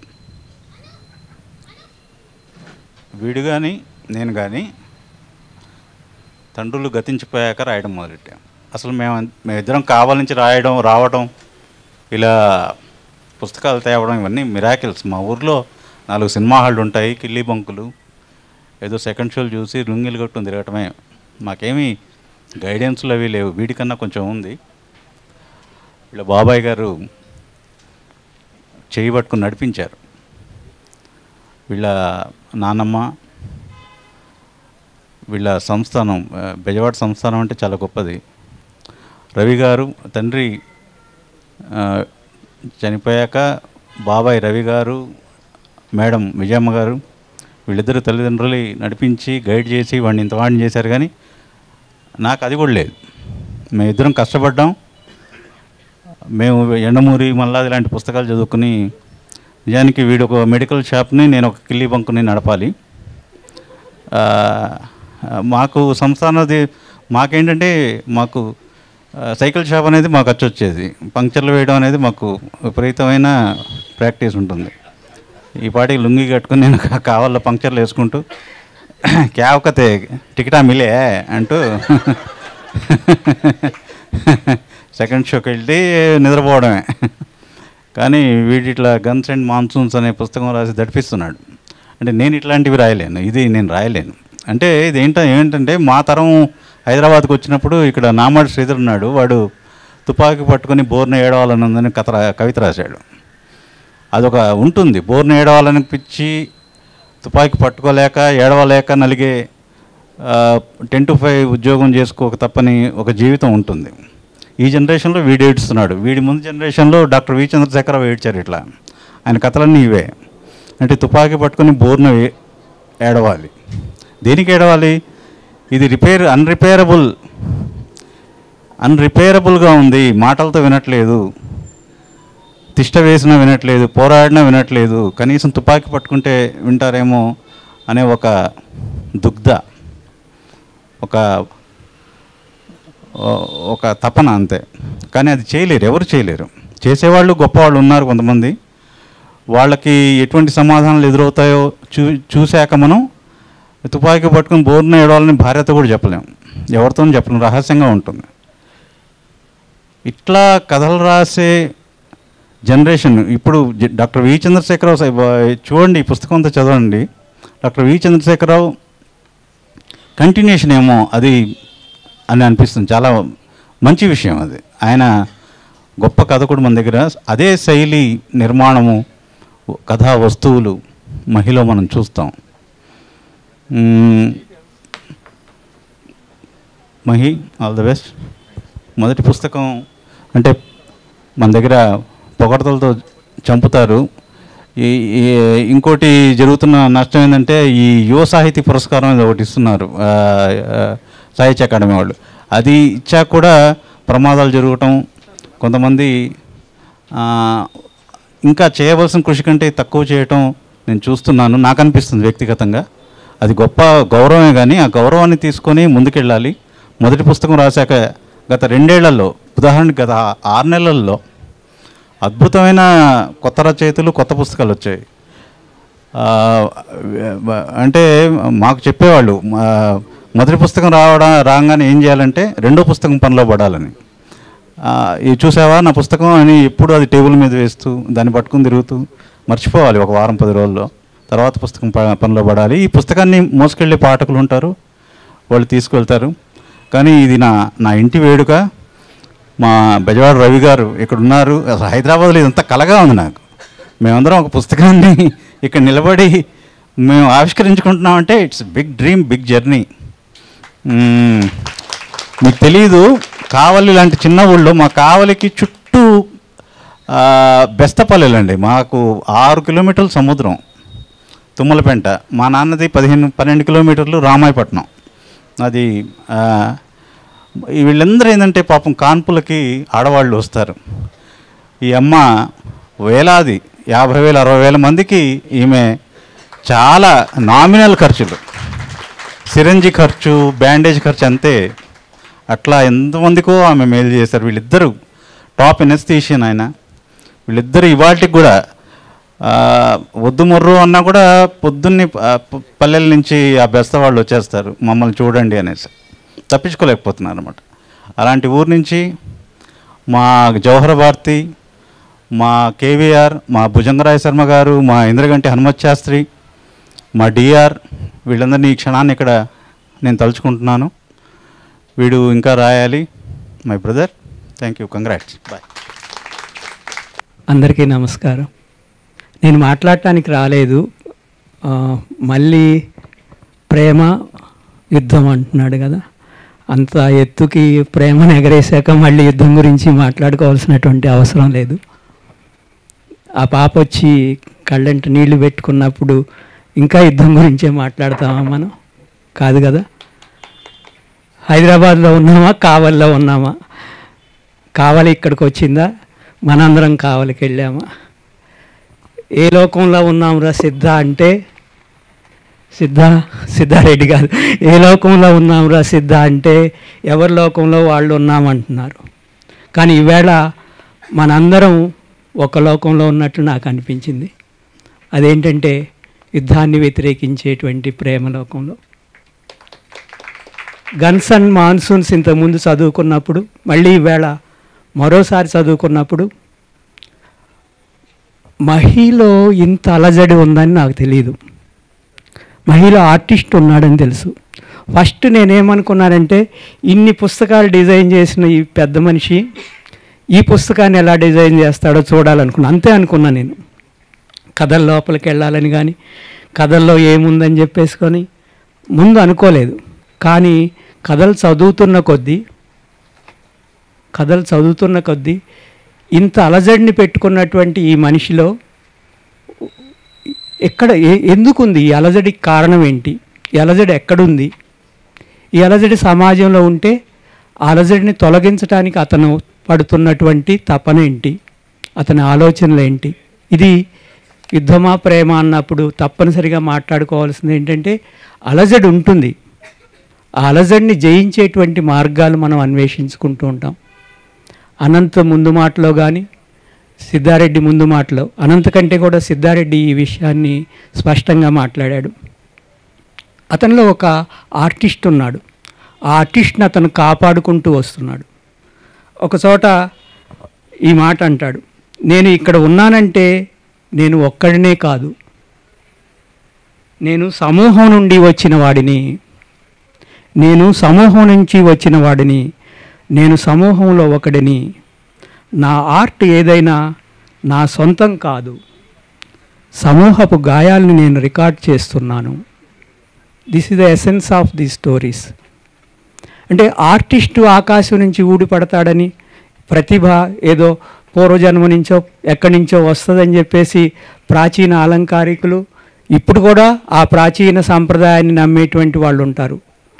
ప్రతిభ ఎక్కడి నుంచి రాదు, సమూహం నుంచి వస్తుంది. ఆర్ట్ అనేటువంటిది సామూహికమైనటువంటి అంశం. వ్యక్తిగతమైనటువంటిది వ్యక్తిగత ప్రతిభకి ఆపాదించడానికి ప్రయత్నిస్తూ ఉంటారు. ఇది వ్యక్తి సెంటర్గా ఉన్నటువంటి సమాజంలో అంటే ఈ అవార్డులు ఇవన్నీ కూడా ఏం చేస్తాయంటే మనని అదేదో మన సొంత ప్రతిభ అనేటువంటి భ్రమ కలిగిస్తాయి. ఇది ఎవరి సొంతం కాదు. సామర్థ్యము, ఆర్టిస్టిక్ వాల్యూస్, ఆర్టిస్టిక్ టాలెంట్స్ సొంతంగా అవి ఏర్పడవు. ఇవన్నీ సమాజం నుంచే పుట్టుకొస్తాయి. సమాజం నుంచి పుట్టుకొచ్చినటువంటి దాన్ని మళ్ళీ సమాజానికి అందించడమే ఆర్టిస్ట్ చేయాల్సినటువంటిది. ఈ ఆర్ట్ అది సాహిత్యం కావచ్చు, మరొకటి కావచ్చు, ఏ కళ అయినా అదే దానికే మనం అన్వయించుకోవచ్చు. నాకు చాలా మాటలు అండర్లైన్ చేసుకోవచ్చు, కానీ సెల్ ఫోన్లో నేను అండర్లైన్ చేసుకోలేను కాబట్టి అండర్లైన్ చేయలేదు. వేణు అండర్లైన్ చేసి పెట్టాడు. ఒక మాట చెప్తాను ఇక్కడ. ఇవి మన కాలపు సామూహిక స్వప్నాలు, విషాదాలు, బంధాల ఫిజిలిటీని చిత్రించినటువంటి కథలు అని చెప్పేసి తనకు తానే చెప్పుకున్నాడు. ఎవరో బయట వాళ్ళు చెప్పింది కాదు. సామూహిక స్వప్నాలు అంటున్నారు. అదే స్వప్నం గురించి సిద్ధారెడ్డి మాట్లాడాడు. వేణు మాట్లాడుతూ ఉండగా మధ్యలో వచ్చాను. అతను కూడా ఆ స్వప్నాల గురించే మాట్లాడాడు. ఈ స్వప్నాల మధ్య మనం గన్స్, మాన్సూన్స్ గురించి మాట్లాడుకోవటం, ఇది కూడా ఒక రకమైనటువంటి వ్యసనమే. రాయటం కూడా ఒక వ్యసనమే అనటానికి ఒకసారి రంగు పూసుకున్నాక అది వెలవదు కదా అంటాడు. ఇందులోంచి మాటలు అట్లా ఎత్తి తీస్తే చాలా ఉంటాయి. నాకు ఆ సెల్ ఫోన్లో పీడిఎఫ్లోంచి అండర్లైన్ చేసేటువంటి టెక్నిక్ రాదు కాబట్టి చేయలేకపోయాను. ఇలాంటి మాటలు చాలా ఉన్నాయి, ఈ పుస్తకం నిండా ఉన్నాయి. సరే, యుద్ధం గురించి మాట్లాడమంటున్నాడు కదా. ఈ యుద్ధంలో అందరూ చనిపోతారు, చివరికి మిగిలేది శవాలు, శ్మశానాలే. అప్పుడు యుద్ధంలో ఎవరు గెలిస్తే ఏమి లాభం? అంటే యుద్ధాన్ని మనం ద్వేషిస్తున్నాము. విద్వేషం మీద నిలబడి, విద్వేషపు అంచును నిలబడి ప్రేమను పంచుతూ ఉన్నాము. అయితే ఈ కథలో ఆ అమ్మాయి పేరు వేణు, నీల. నీకు దీర్ఘం లేదు కదా, నీల. ఆ అమ్మాయి జీవితంలో ఇట్లా నడిచొచ్చిన తర్వాత ఒకసారి నిలబడి చివరికి ఏమంటుంది ఆ అమ్మాయి? నా జాతి కోసం, శాంతి కోసం ఉద్యమాన్ని వదిలిపెట్టాను. ప్రేమను పంచాలని, ప్రేమను పెంచాలని, ఈ నేలపై శాంతి జెండా ఎగురవేయాలని నా ప్రయత్నం. ఉద్యమం కూడా అదే చేస్తుంది. అంటే ఈ స్టోరీలో కనపడినటువంటి వైరుధ్యం ఏంటంటే ఉద్యమం ఆ పని చేయనివ్వటం లేదు అనేటువంటి ఒక ధ్వని ఉంది. అది అంటే ఈ అలజడి వెనక ఉన్నటువంటి ఇది ఒక సంక్లిష్టమైనటువంటి అంశం. అంటే యుద్ధాలన్నీ ఒకటేనా? ఇజ్రాయెల్ అక్కడ చేస్తున్నటువంటి యుద్ధం, రష్యా యుక్రెయిన్ మీద చేస్తున్నటువంటి యుద్ధం, మరి పాలస్తీనాలో పసిబిడ్డల తల్లులు చేస్తున్నటువంటి యుద్ధం ఏంటి? రెండు యుద్ధాలే కదా. మరి ఇజ్రాయెల్ యుద్ధాన్ని, పాలస్తీనా తల్లుల యుద్ధాన్ని ఒకలానే చూస్తామా మనం? అంటే కాదు అని చెప్పాలి. మనకి గ్రహింపు ఉండాలి. అంటే సాధారణంగా ఏమనుకుంటామంటే అన్ని యుద్ధాలని ఒకే గాట కట్టేస్తాం. అన్ని యుద్ధాలని ఒక గాట కట్టాల్సినటువంటి పని లేదు. నేను పోరాడుతున్నాను అనుకోండి, నేను బక్కప్రాణ్ణి పోరాడుతున్నాను, నన్ను ఒక బలవంతుడు హింసిస్తున్నాడు అనుకోండి, అది దాడా యుద్ధమా? ఈ రెండింటినీ మనం డిఫరెన్షియేట్ చేసుకోవాలి. దాడి వేరు, యుద్ధం వేరు. ప్రపంచవ్యాప్తంగా దాడులు జరుగుతున్నాయి. ఆ దాడులకు వ్యతిరేకంగా మనం నిలబడి ప్రేమను పంచాలి.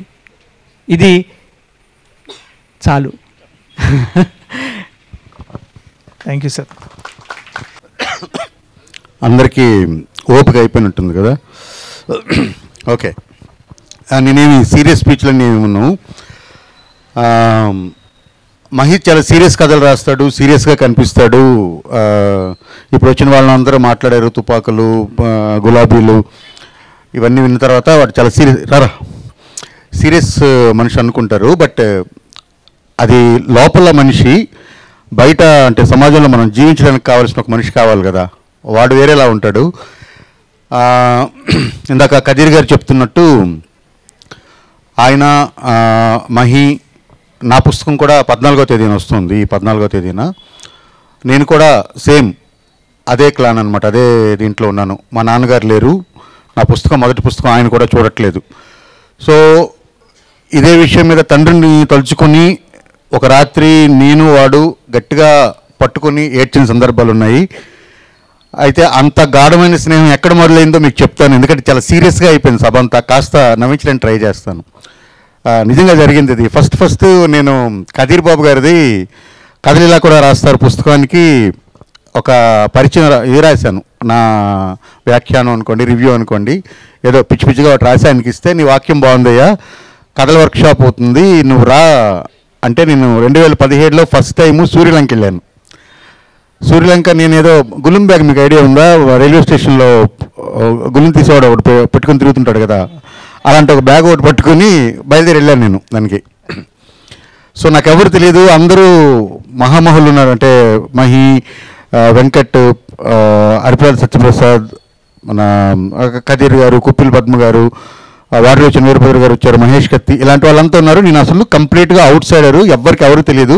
వీళ్ళెవరు నేను కనీసం పట్టించుకోవట్లేదు. సికింద్రాబాద్ స్టేషన్కి వెళ్ళాను, కొంచెం వీళ్ళని ఎలాగైనా అట్రాక్ట్ చేద్దామని నా ప్లాను. రెండో ప్లాన్ ఏంటంటే, చిన్న స్వార్థం, నేను ట్రావెల్ ఏజెంట్ని కదా. సో ఇందులో ఉన్న వాళ్ళే ఎక్కడో ఒక్క బేరమైనా మనకు తగలపోదా ఈ 3 రోజుల్లో అన్న దీని మీద నేను వెళ్ళాను. యాక్చువల్గా నా కథలతో అసలు ఏం సంబంధం లేదు.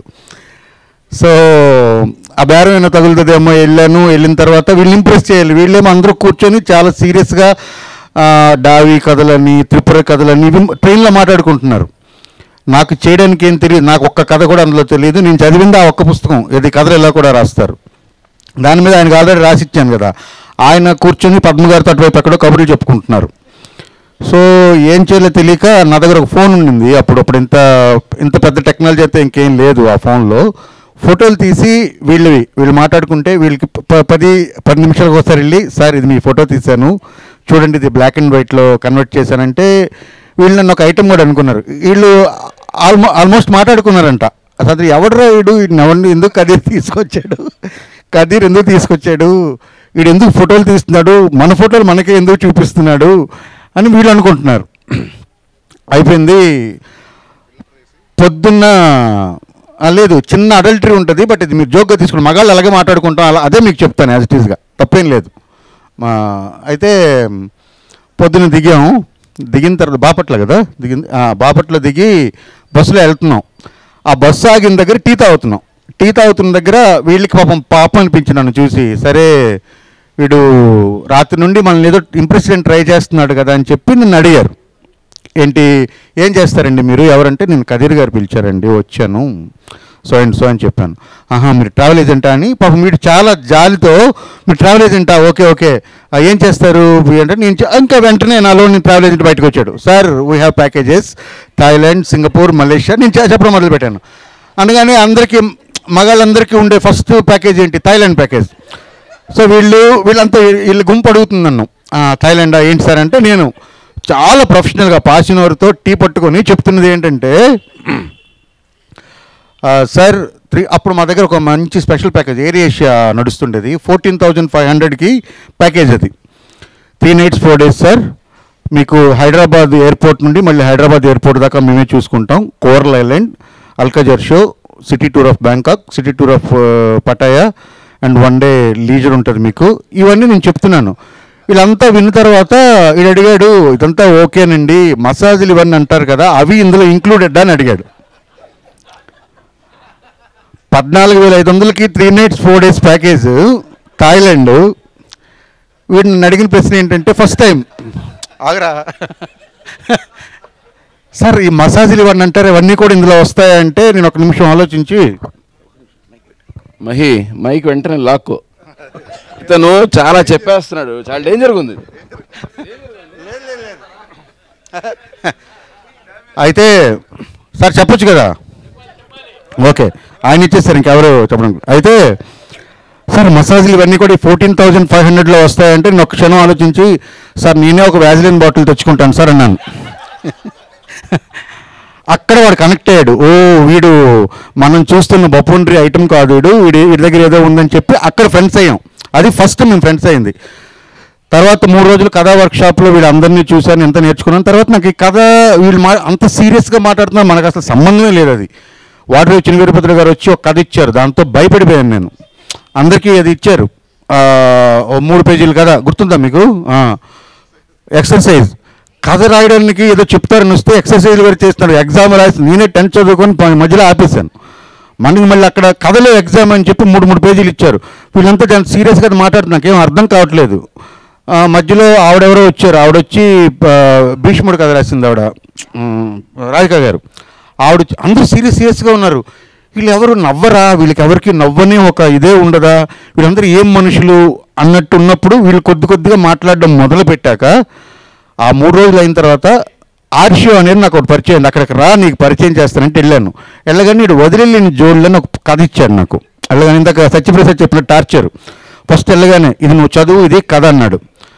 అది చదివితే ఏం అర్థం కాదు ఆ కథలోన. ఒకటి జోళ్ళు ఉంటాయి, ఆడు జోళ్ళు పట్టుకొని తిరుగుతుంటాడు. వాడే చెప్పుకున్నాడు ఇది పిచ్చని అనుకుంటున్నారని. నేను అనుకున్నాను, కానీ పిచ్చే కదా ఇది, వాడు ఎందుకు జోళ్ళు పెట్టుకొని తిరుగుతున్నాడు, వాడికి ఏం అవసరం, జోలు పెట్టుకునేందుకు. ఆడు పడుకుంటాడు, జోలుతో మాట్లాడుతుంటాడు. ఇదంతా అయిన తర్వాత నాకేం అర్థం కాలేదండి అని చెప్పాను, చాలా జెన్యూన్గా చెప్పాను. అంటే నాకు అర్థమైందని చెప్పడం కన్నా బెటర్, కానీ నాకు అర్థం కాలేదు మహి గారు అంటే. మళ్ళీ చదువు అన్నాడు. మళ్ళీ చదివినప్పుడు నాకు అందులో ఒక వాక్యం బాగా, అంటే అందులో అమ్మమ్మ క్యారెక్టర్ని మనోడు అడుగుతాడు, తాతయ్య ఏం చేస్తుండేవాడమ్మా అంటే మాట్లాడుతుండేవాడు అని చెప్తుంది ఆమె. మాట్లాడడం ఒక పని అంటే ఆమె దాన్ని కొనసాగింపుగా చెప్తుంది. మాట్లాడుతుండేవాడు, పంట చేలుతో మాట్లాడుతుండేవాడు, పశుపక్షాదులతో మాట్లాడుతుండేవాడు అని ఆమె చెప్తుంది. అప్పుడు చెప్తాడు అంటే అక్కడ నాకు ఒక అస్పష్టంగా అర్థం కానట్టుగా ఇందులో ఏదో ఉంది అని అర్థం చేసుకున్న తర్వాత వీళ్ళందరి సాంగత్యం ఉండడం వలన నాకు వీళ్ళ ద్వారా ప్రదీప్ అద్వైతము, మహేష్ కత్తి, ప్రదీప్ అద్వైతం పరిచయం అవడం ద్వారా నేను ప్రశాంత్ వర్మ ఆయన దగ్గరికి వెళ్ళి తర్వాత అదే దీంట్లో కూర్చొని ఆర్షలో కూర్చొని పుంకాలుగా రాసి వీళ్ళంతా చూసి నవ్వి ఇవన్నీ జరిగాయి. ఇదంతా జరిగిన ఎవల్యూషన్లోనే ఇప్పుడు ఇక్కడ దాకా వచ్చి నిలబడి ఇక్కడ మీ ముందు మాట్లాడగలుగుతున్నాను. సో మహితో ఉన్న అనుబంధం అలాంటిది. రెండోది, ఇంకా వాడి కథల గురించి చెప్పాలంటే అందరూ మాట్లాడారు, బట్ సీరియస్ విషయాలు, ఉద్యమాలు, లేకపోతే ప్రపంచంలో జరుగుతున్న దుర్మార్గం, దాన్ని వాడు చెప్పిన ఆ సర్లిస్టిక్ ధోరణిలో చెప్పిన ఇదంతా పక్కన పెడితే నాకు ఇప్పుడు ఈ సంకలనంలో 2 కథలు ఉన్నాయి. ఒకటి రంగస్థాని అనే కథ. ఇది భారతీ రాజా ఒక 10 ఏళ్ల కిందట ఒక సినిమా తీశారు. ఆ కథ చదవగానే నాకు ఆ సినిమా గుర్తొచ్చింది. అందులో ఏం జరుగుతుందంటే ఒక డైరెక్టరు సరిగ్గా ఒక అమ్మాయి, ఒక హీరోయిన్, ఆమె డైరెక్టర్ చెప్పింది ఏది వినదు, విపరీతంగా అతన్ని టార్చర్ పెడుతుంటుంది. అసలు బడ్జెట్కి లోబడి అతను చేద్దాం అనుకున్న దానికి ఆమె విపరీతమైన కోరికలు కోరుతుంటుంది. ఆ కోరికలను వాళ్ళు తీర్చలేరు. అది చూసి అతను విసిగిపోయి చెప్తాడు, నువ్వు కాకపోతే నిన్ను తీసేస్తున్నాను, ఇంకోళ్ళతో సినిమా తీస్తానన్నప్పుడు అతనికి ఒక కుర్రోడు దొరుకుతాడు, ఒక అనాథ పిల్లడు దొరుకుతాడు. ఆ అబ్బాయి బాగుంటాడు, వాడిని స్త్రీగా మారుస్తాడు అతను. అంటే స్త్రీ వేషం కట్టించి ఆ సినిమాలో హీరోయిన్గా నటింపజేసి మెప్పించి ఆ సినిమా సూపర్ హిట్ అవుద్ది. అది సినిమా. ఈ రంగస్థాని అనే కథ చదివినప్పుడు ఫస్ట్ నాకు అది గుర్తొచ్చింది. మా సైడ్ ఉన్న గరివీడి లక్ష్మి గారి కథ గుర్తొచ్చింది. అలాగే నాకు తెలిసిన కొంతమంది కళాకారుల జీవితం గుర్తొచ్చింది. వాటితో ఎందుకు కనెక్ట్ అవుతామంటే ఆ కథల్లో మనల్ని మనం చూసుకునేది ఎక్కడో దగ్గర ఉంటుంది. అంటే పర్సనల్గా కనెక్ట్ అవ్వడం అనేది నాకు మాత్రం బాగా ఎక్కువ జరిగింది. అందుకని మేము అంతా పర్సనల్గా, అంటే మేము చాలా జోకులు వేసుకుంటాం. నార్మల్గా చాలా అసలు సీరియస్నెస్సే ఉండదు, మేము కనిపించేంత సీరియస్గా అసలు ఉండం. కానీ వాడు రాసే కథ ఇప్పుడు ఇందులో ఇదొక్కటి చెప్పి ముగిస్తాను. చివరి కథ వాడి ఈ సంకలనం గురించి రాసిన చివరి కథ సుందర్రావు మరణాలు. సుందర్రావు మరణాలు వాడు రాసిన రోజుకు ముందు రోజు నా సినిమా మట్కా రిలీజ్ అయింది. మిక్స్డ్ టాకు, సినిమా అంతా బాగోదని చెప్పారు, సినిమా ఫ్లాప్ అని రాశారు, ఓపెనింగ్స్ లేవని రాశారు. ఇదంతా ఒక సైడ్ జరుగుతుంటే మర్నాడు నేను ఆర్షోకి వెళ్ళాను. ఆర్షోకి వెళ్తే సేమ్ ఇందాక చెప్పిన సేమ్ టార్చర్. అరే నేను కథ రాశాను, కథ చదివి నాకు ఇమీడియట్గా చెప్పన్నాడు. నేను చదివాను, అది చదవడానికి మధ్యాహ్నం జరిగింది ఏంటి అంటే, సుందర్రావు మరణాల్లో అసలు ఏం జరిగిందనేది చెప్తాను, దాని తర్వాత నా దగ్గర ఏం జరిగిందని చెప్తాను. ఈ రెండింటికి కనెక్టివిటీ చెప్పి ముగిస్తాను. సుందర్రావు మరణాల కథలో ఒక ఆయన మరణిస్తాడు. అతను రెండో భార్యని చేసుకుని ఉంటాడు, ఒక అమ్మాయిని. ఆ అమ్మాయి ఆస్తి కోసమే చేసుకుందేమో, ఆ ఉన్న ఇల్లుని ఆ అమ్మాయికి అతను రాసిచ్చేస్తాడేమో అన్న దీంతో అతను చావుకొచ్చిన కొడుకులు కూతుళ్ళు అందరూ మాట్లాడుకునేది మరణాలు. మొదటి మరణం అతను చనిపోతాడు, రెండవ మరణం కూతురు వ్యాఖ్యానం, మూడవ మరణం కొడుకు వ్యాఖ్యానం, నాలుగవ మరణం ఒక పని మనిషి వ్యాఖ్యానంతో అది ఉంటుంది. అంటే మన చుట్టూ పొద్దున్న లేచి మన భుజం మీద ఒక చెయ్యేసి ఇంకో చేత్తో మన కోసం గోతులు తవ్వే మనుషులు ఎలా ఉంటారనేది ఒకటి. అట్ ద సేమ్ టైం నాలుగు కిందే విషం పెట్టుకొని మన ముందు తీయగా మాట్లాడే మనుషులు ఎలా ఉంటారనేది ఒకటి. మనం కళలో కూడా ఎప్పుడు కళలో కానీ సబ్కాన్షియస్ మైండ్లో కూడా కనీసం 1% కూడా చెడు ఆలోచించిన ఒక మనిషి మన గురించి ఒక్క క్షణంలో ఎంత చక్కగా చెడు మాట్లాడగలగనుంది ఆ రోజు మధ్యాహ్నం నేను చూశాను. ఈ మట్కా అనే సినిమా పర్సనల్ అనుభవం మీద సారీ, బట్ నేను చెప్తాను ఈ కథకి రిలేట్ చేశాను, నేను ఎందుకు కనెక్ట్ అయ్యాను అన్నది. ఈ మట్కా సినిమా మీద ఆ రోజు రివ్యూ ఒకరు రాశారు, ఒక సీనియర్ జర్నలిస్ట్. ఆయనకి నాకు ఎటువంటిది లేదు, ఆయన చాలా ఆత్మీయుడు, ఆయనంటే చాలా ఇష్టం నాకు. అది కదీర్ బాబు గారి వల్ల నాకు పరిచయం. ఆయనతో నాకేం పర్సనల్ రిలేషన్షిప్ లేదు, ఎప్పుడు లేదు. ఆయన చాలా దీంతో వాళ్ళ అబ్బాయి పెళ్ళికి కూడా పిలిచినంత చనువుతో నన్ను పిలిచాడు. అంటే కొంత మంచి రిలేషన్షిప్ ఉన్నట్టే కదా. అలాంటి ఆయన మట్కా లేదు అని ఆయన రాశాడు. ఆయన ఎక్స్పెక్ట్ చేశాడు మట్కాల్లో మట్కా ఉండదు. నేను డాక్యుమెంటరీ తీయలేదు, ఫస్ట్ థింగ్. నేను ఏదో తీసినా నచ్చలేదు. నేను చెప్పిన కదా, ఒక ప్రొడ్యూసర్ నచ్చింది, దాని మీద 40 కోట్లు డబ్బులు పెట్టాడు, ఒక మెగా ఫ్యామిలీ హీరోకి నచ్చింది, ఒక టీంకి నచ్చింది, ఒక 100 మందికి నచ్చింది. మేము ఒక 2 సంవత్సరాలు దానిపైన పనిచేస్తాం, రిజల్ట్ ఏదైనా జరగచ్చు, పని కరెక్ట్గా చేసాం లేదా.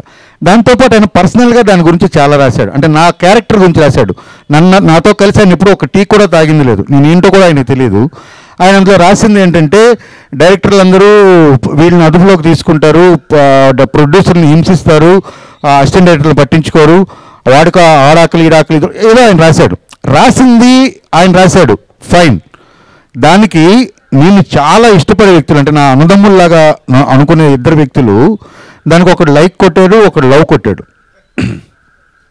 దానికి వాళ్ళు ముందు రోజు వరకు నాతో మాట్లాడుతున్నారు. అదే చెప్తాను, నేను సబ్కాన్షియస్ మైండ్లో కూడా ఏ రోజు వాళ్ళ గురించి చెడు ఆలోచించింది లేదు. ఒక్క నిమిషం అయిపోయింది, ఆలోచించింది లేదు. అలాంటిది కొట్టాడు.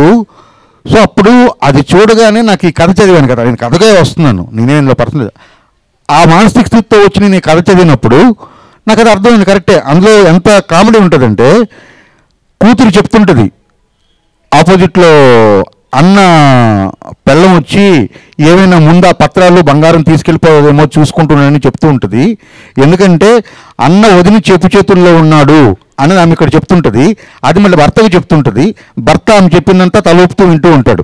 ఆ రెండు వైరుధ్యాలు అక్కడ చూపిస్తాడు. సో ఒక మనిషి, సో మహి కథల్లో మనకు కనిపించిన మార్మికతతో మనల్ని దగ్గరికి తీసుకొని మన ముందు ఆ నిజాల్ని పెట్టే ఆ గొప్ప గుణం ఉండడం అన్నది నాకు చాలా ఇష్టం.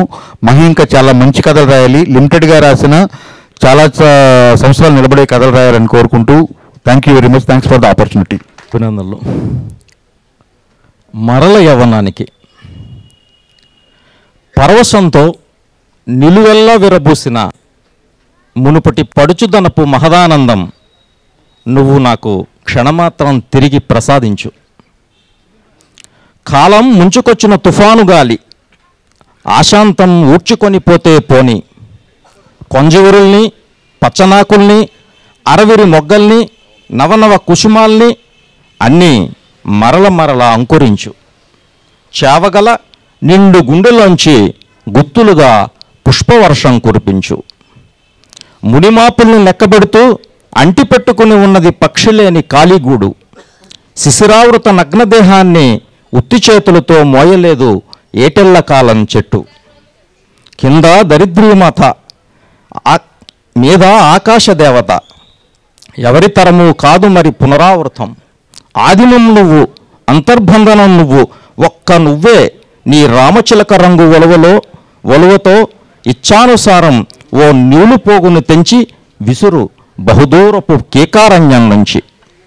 కింద దరిద్రీమాత మీద ఆకాశదేవత, ఎవరి తరము కాదు మరి పునరావృతం, ఆదిమం నువ్వు అంతర్బంధనం నువ్వు, ఒక్క నువ్వే నీ రామచిలక రంగు వలవలో నిత్యానుసారం ఓ నూలుపోగుని తెంచి విసురు బహుదూరపు కేకారణ్యం నుంచి, ఇటువైపే ఈ మోడు మీదికి సరాసరి రివ్వున చుట్టబెట్టు మోసులెత్తే చైత్రవన్నపు ఆచ్ఛాదన.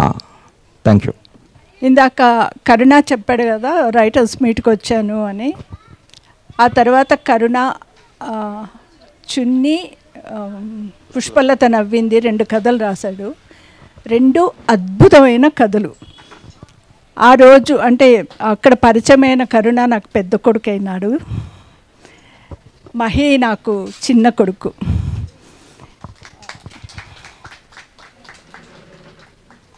నాకు కావలిలో చిన్నాన్నగారితో పిన్ని గారితో వాళ్ళ ఇంట్లో ఇక్కడ పిల్లలతో అందరితో నా కుటుంబం అయిపోయినాడు.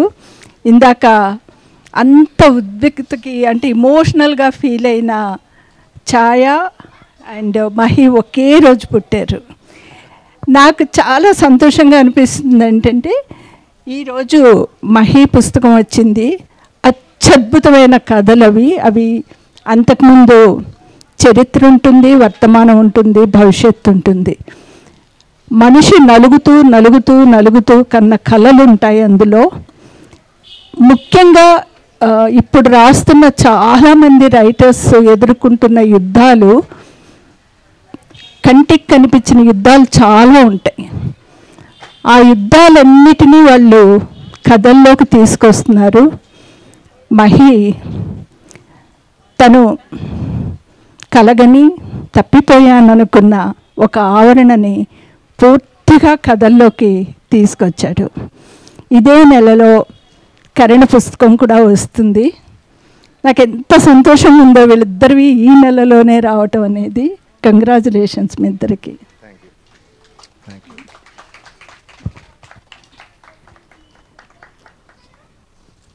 అందరికీ నమస్కారం. సునీల్ మామ అని వీడు ముందు తుంబిన్ అంటే కృతజ్ఞతల్లో సునీల్ మామ అందరితో కలిసి పెరిగిన సునీల్ మామ అని రాసా నేనే వాడిని. నేను టోటల్గా మొత్తం మీద వీడి ఫ్రెండ్స్కి నా పిల్లల ఫ్రెండ్స్కి అందరికీ సునీల్ మామ అని పిలుస్తున్నారు నన్ను. చివరికి మేడం గారు కూడా పద్మ మేడం గారు కూడా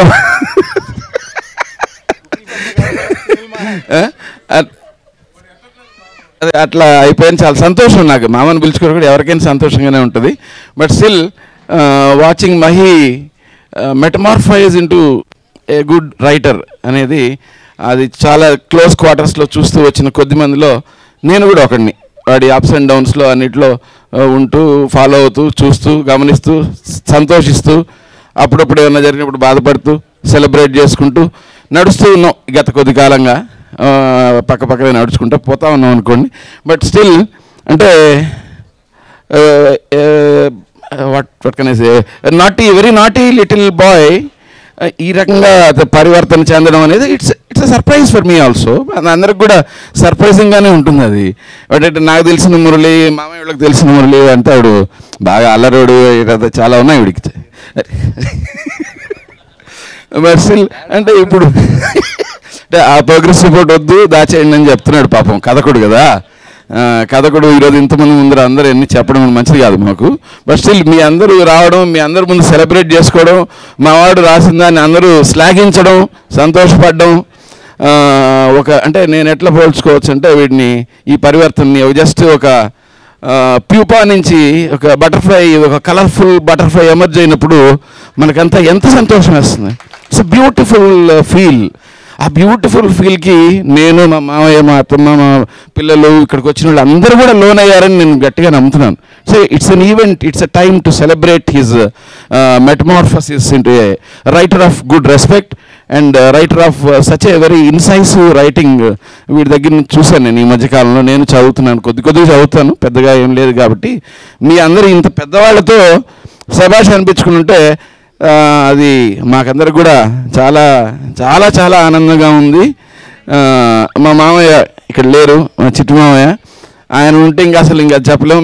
మేమంతా చిన్నప్పటి నుంచి ఆ మామయ్యని ఈ మామయ్యని చూస్తూ చాలా చాలా ఐడలైజ్ చేసుకుంటూ అన్నిటినీ మేము మంచిగా ఫాలో కాలేకపోయినా అట్లీస్ట్ ఒక 1 or 2% వాళ్ళ లెవెల్కి చేరుకుందాం అనే ఒక ఆలోచన అయితే ఉంది.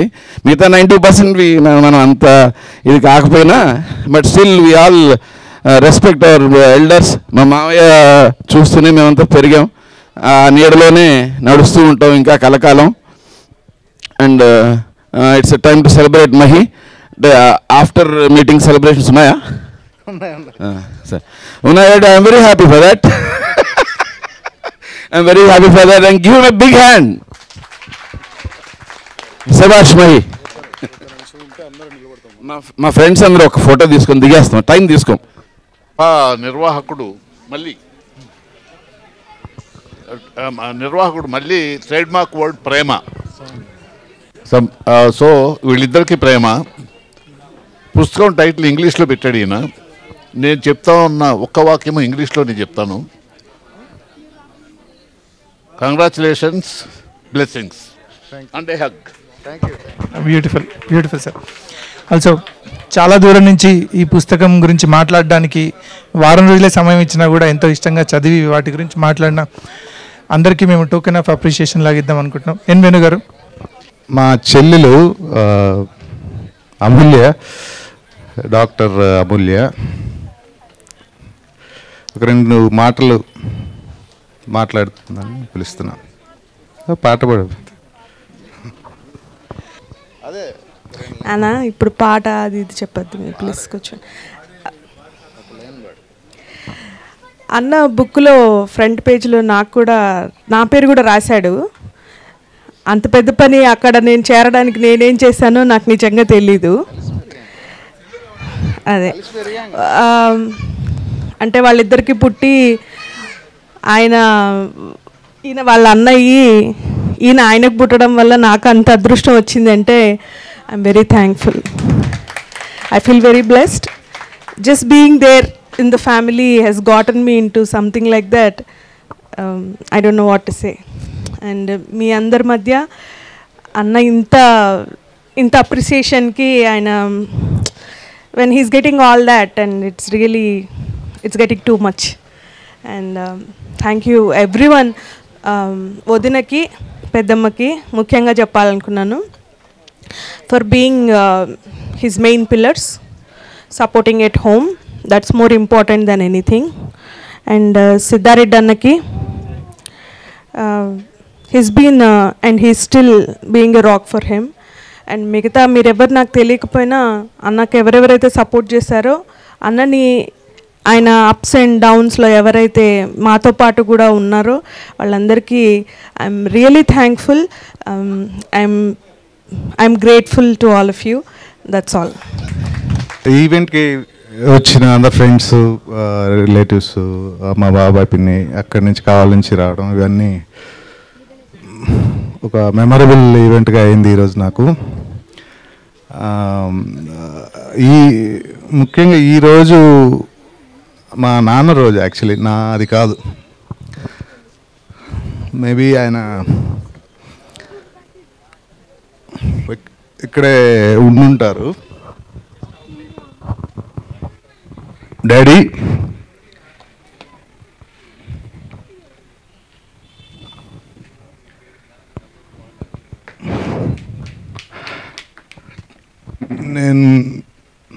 నేనే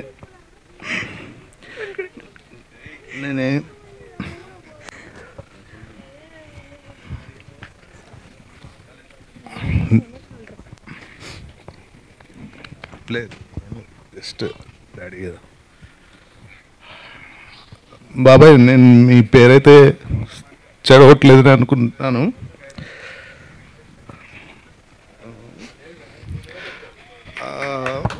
థ్యాంక్ యూ. నేను హైదరాబాద్ రావడం, ఇక్కడ అందరూ మీరు నాకు ఎలాగైతే ఉన్నారు నా లైఫ్లో, అలాగే చాలామంది చిన్న పిల్లలు కూడా నాకు ఇప్పుడు కడలి, ఊహ, ఇట్లా చాలామంది ఉన్నారు. పాపలాగా నాకు వాళ్ళు సపోర్ట్ ఇవ్వడం, ఫ్రెండ్స్ అంతా. మీ